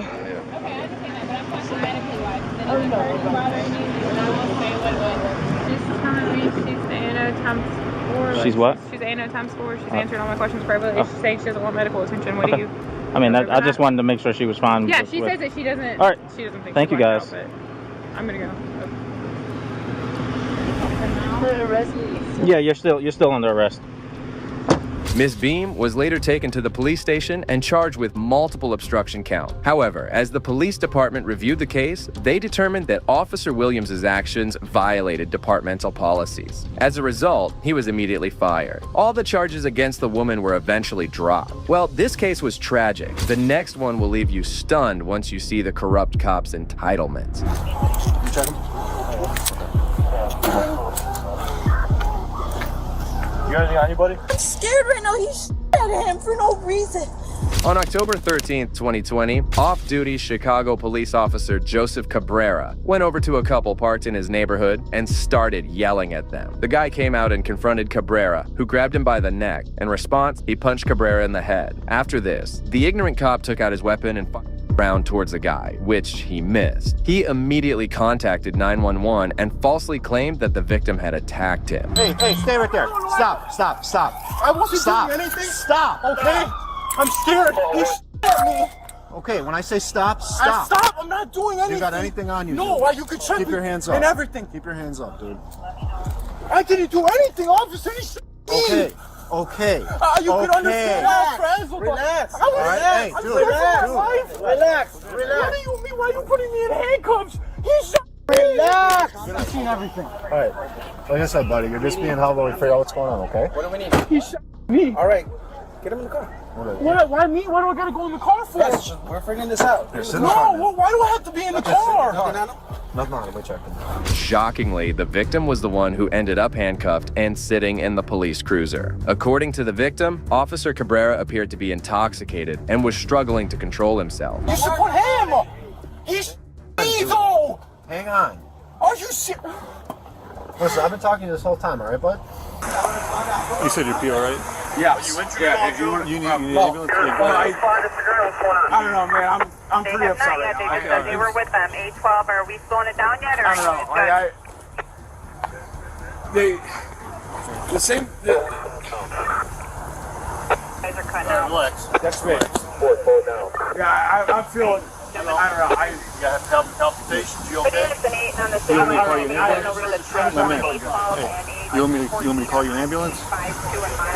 What's going on? This guy over here said this guy attacked him. While he was attacking him, I guess he I don't know why he pulled up. firearm or not. He said he did since the pattern came off, you know what I mean? Oh, brother, so he has to go and do a TRR. Officer Cabrera acted as if he was entitled and had done nothing wrong. Eventually, the officers returned to the victim, who was still shaken by the earlier incident. Hey, all right, listen up. What's going on? Talk to me. What happened? So I'm at the end of the block, okay? I'm having a conversation with my girlfriend because I'm about to drop her off. Okay. And this guy pulls up in back of us, like, really aggressive. And he asked us the first time, like, oh, are you guys okay? Do you guys need an ambulance or help or anything? I'm like, no, like, we're fine. And he stays in back of us. So I turn around and we go at the end of this block instead. And he comes in back of us again. He's like, I don't know what kind of you guys are pulling, but you guys need to get the out of here. And I'm like, sir, we're not arguing. Nothing's going on. What is your problem? And he started getting aggressive with me. And then he started putting his finger in my face and grabbed my neck. Okay. And that's when I punched him. And then he pulled out a me. Did you get hit? No, I didn't get hit, but I heard it. Everything was Okay. Remember, take those breaths, okay? Take those breaths. Calm down. I'm gonna roll your window down a little bit, right? Hold on, man. Okay. What happened? Listen to me. You are not under arrest, okay? But if you would have shot me, what happened? You are not under arrest right now, okay? So you're not under arrest. We're just trying to figure out what's going on, okay? The corrupt cop remained unfazed while the victim struggled to control his emotion. Soon, his girlfriend arrived and explained what had happened earlier to the officers. Okay, so I'm scared right now. He's at him for no reason. So he's dropping me off. We park right here. Where you live? At first, we went over there. He dropped me off. He didn't do anything. We didn't do anything. We weren't arguing or anything. This car comes in, driving fast and stops quick. Okay. And then tells us, are we fine? I'm like, what the hell? Yeah, we are. There was no argument or anything. He was just dropping me off. And then he came to my boyfriend's face, yelling at him and everything. I'm like, sir, we're not doing anything. Where you stay at, man? Right here, look, a couple houses down. Did your boyfriend stay with you too? No, he was dropping me home. And then this guy just comes at his face. All right, no. Like, turn around.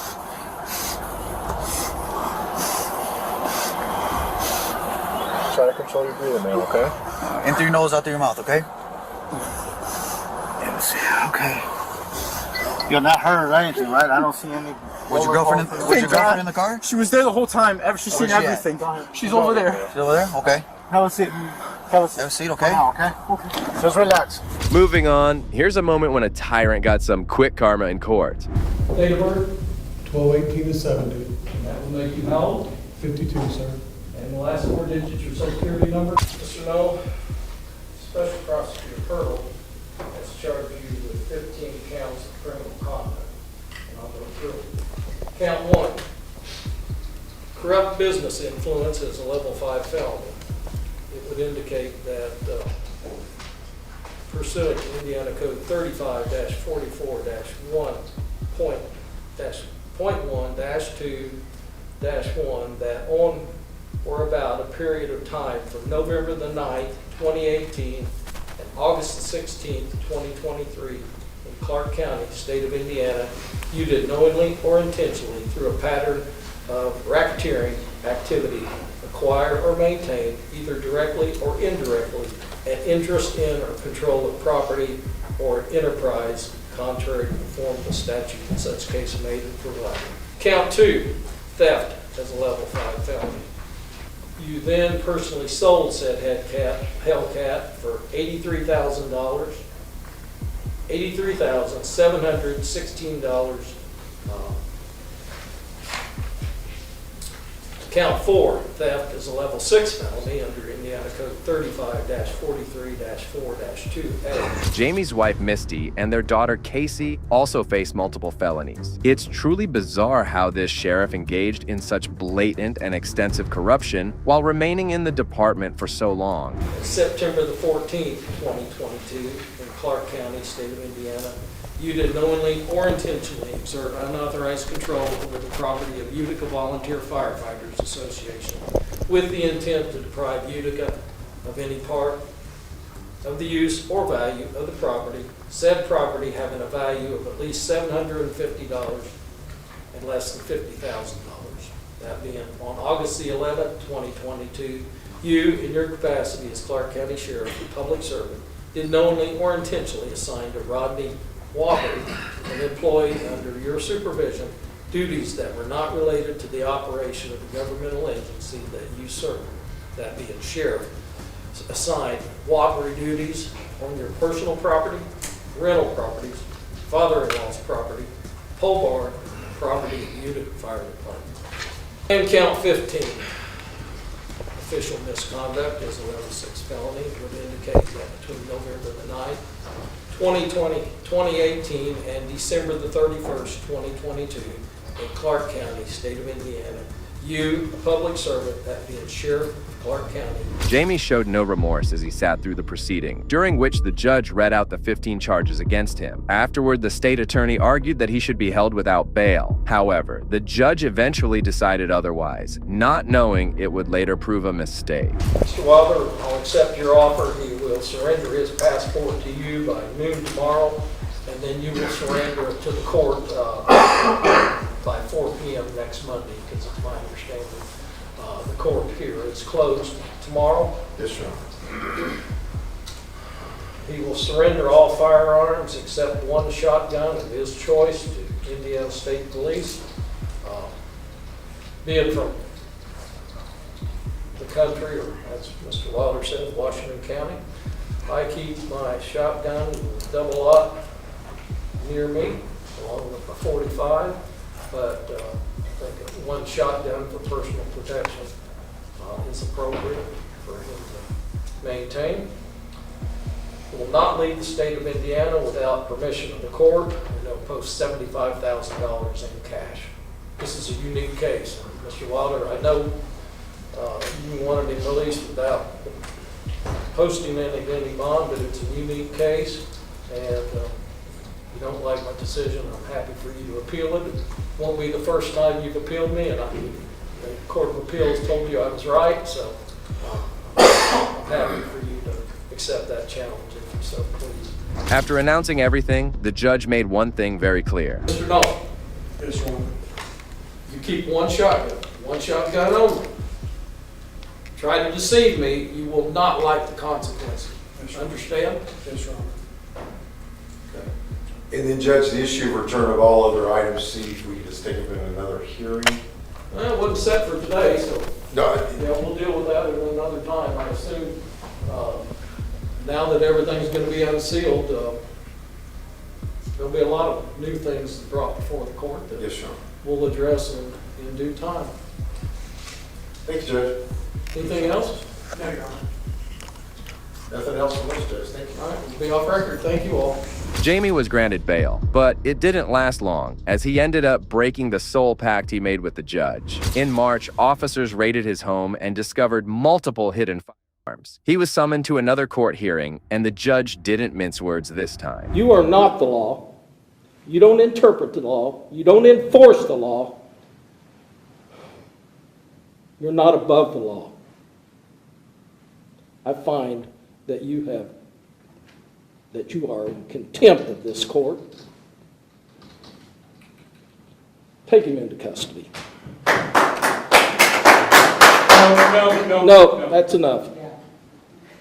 I'll find you guys in contempt for disrupting the proceedings, and you'll be there right there with him.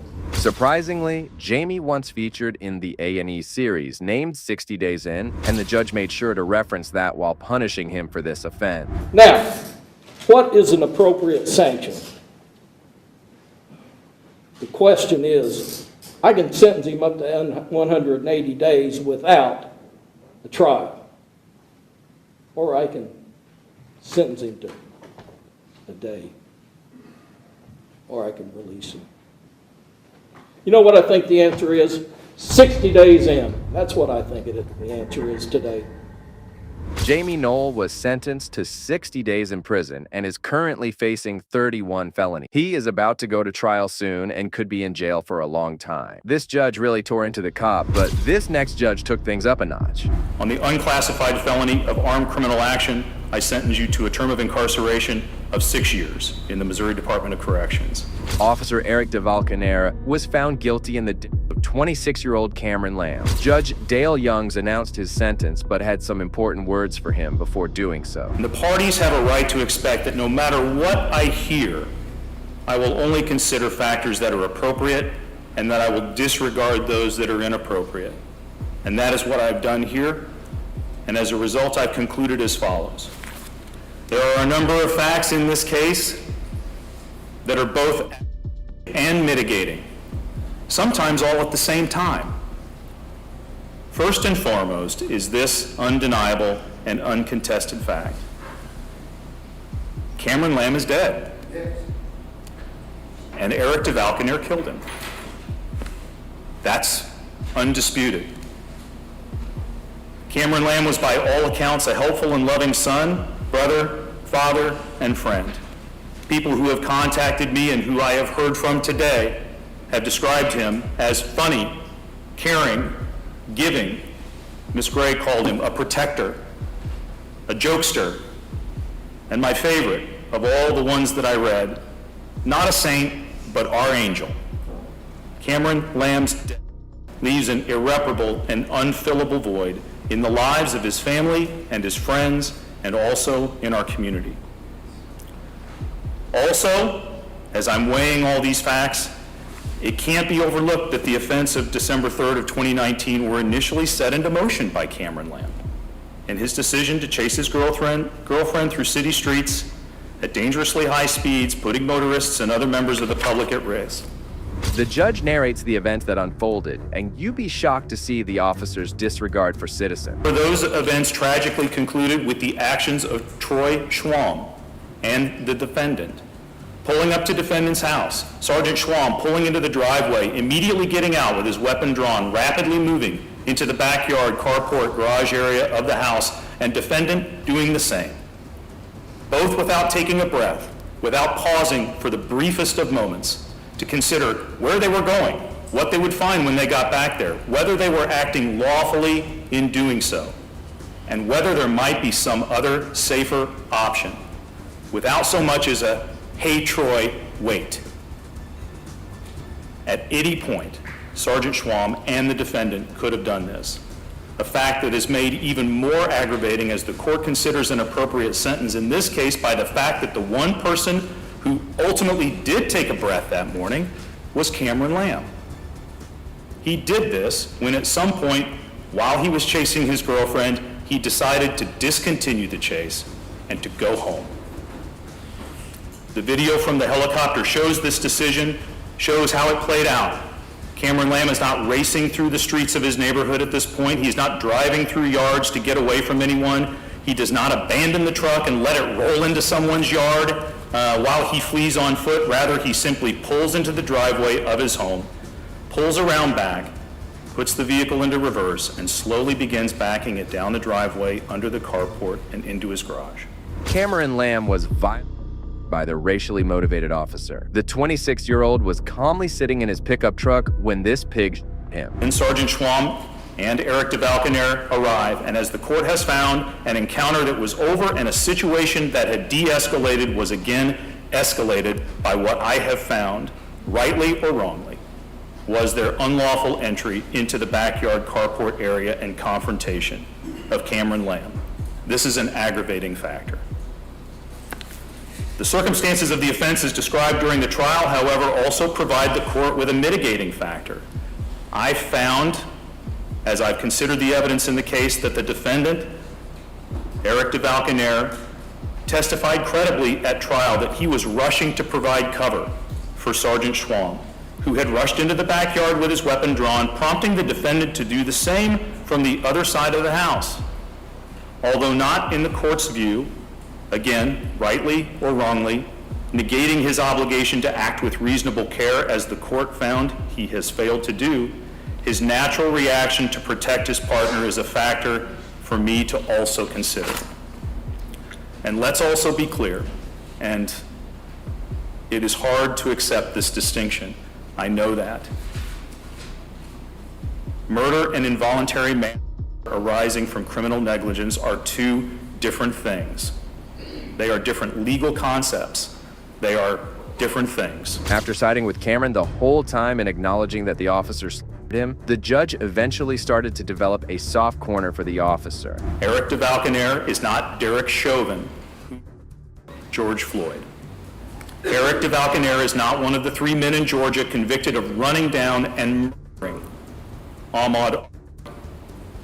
This is a mitigating factor. Defendant has no prior criminal history. His ORAS scores him as a low risk in all categories. Defendant's history as a police officer, husband and father, friend and colleague is also a mitigating factor that I have taken into account, as his father asked me to do, which I was already going to do, and that is to consider the totality of the circumstances and to consider the totality of the defendant's life. The facts and the circumstances in the history of defendant's career and his life that have been presented to this court have demonstrated he has not hesitated to immediately take action when he believed the circumstances surrounding him warranted it. And this trait has generally served him and others well. It also failed him. Ultimately, Judge Dale announced the sentence, which felt like a slap on the wrist for this corrupt cop. It did on December 3rd of 2019.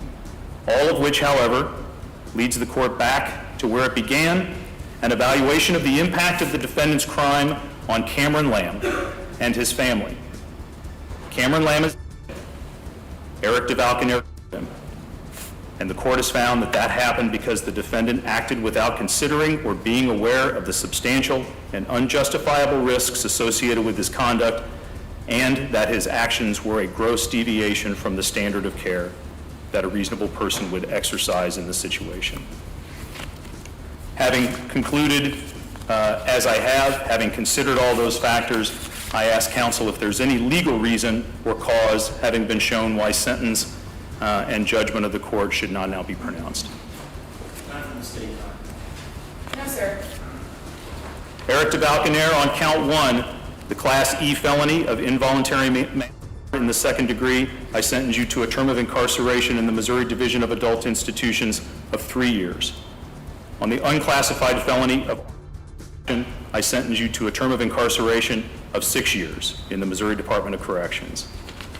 Those cases, or rather those counts and sentences, will run concurrent with one another for a total term of incarceration of 6 years. 6 years in prison for killing an innocent man while on duty feels like a light sentence. The judge extended some officers' protocol to Eric, making a joke out of justice. Eric stood still after hearing the sentence, and after a few moments, he broke down in tears.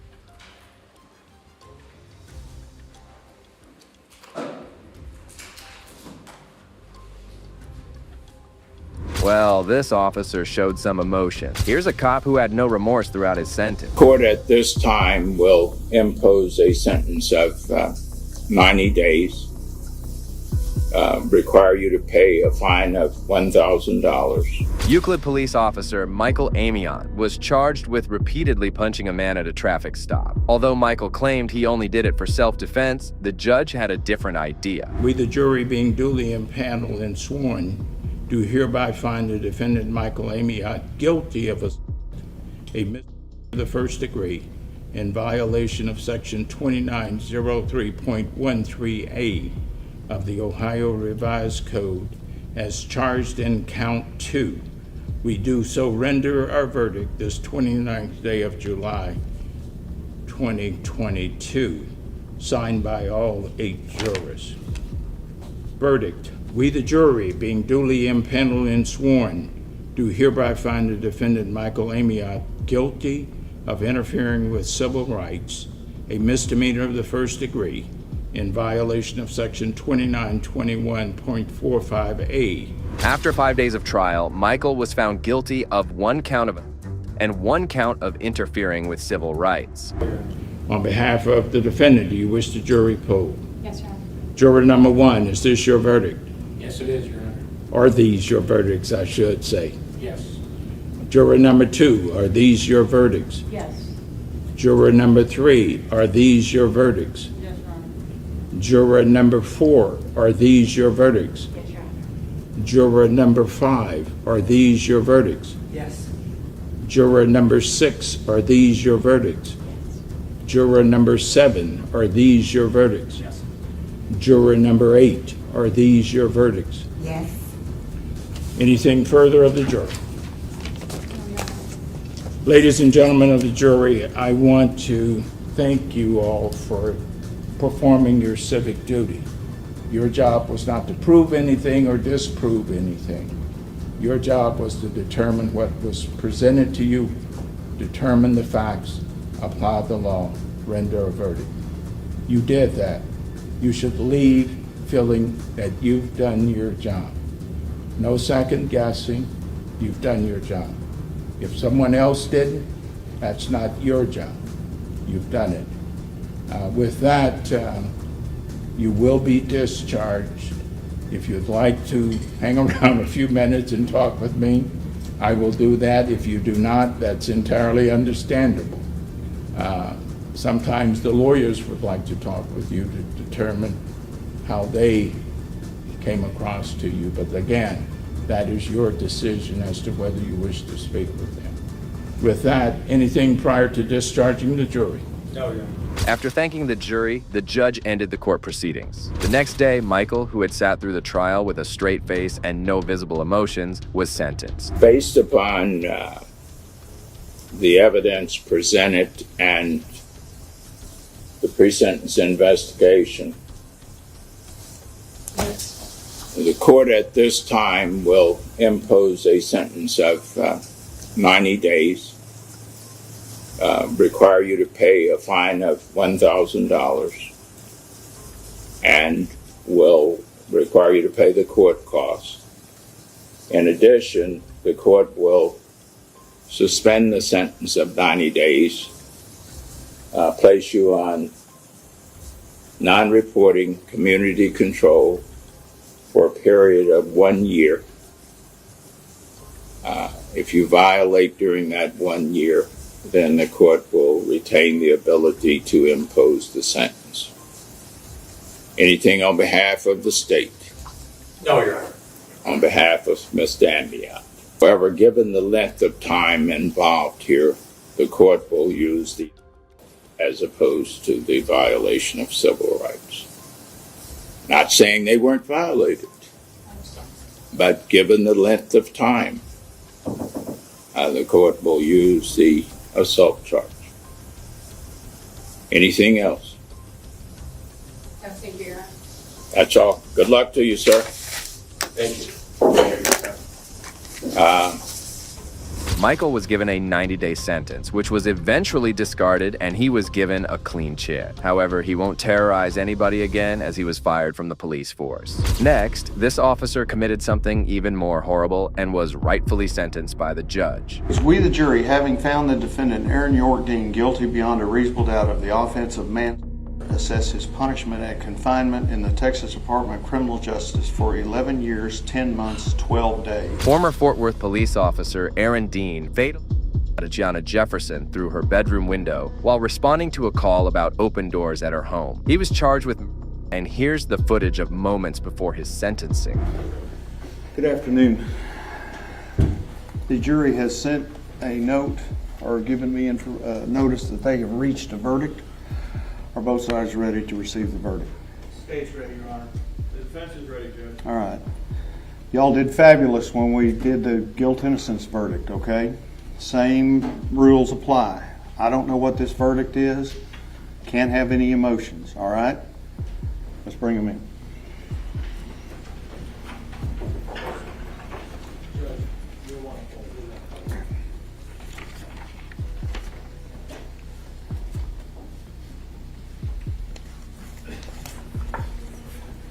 The officer stood firm without expressing grief or remorse as the judge proceeded with the sentence. Juror number one, it's my understanding the jury has reached a verdict. Is that correct? Correct. Is it a unanimous verdict?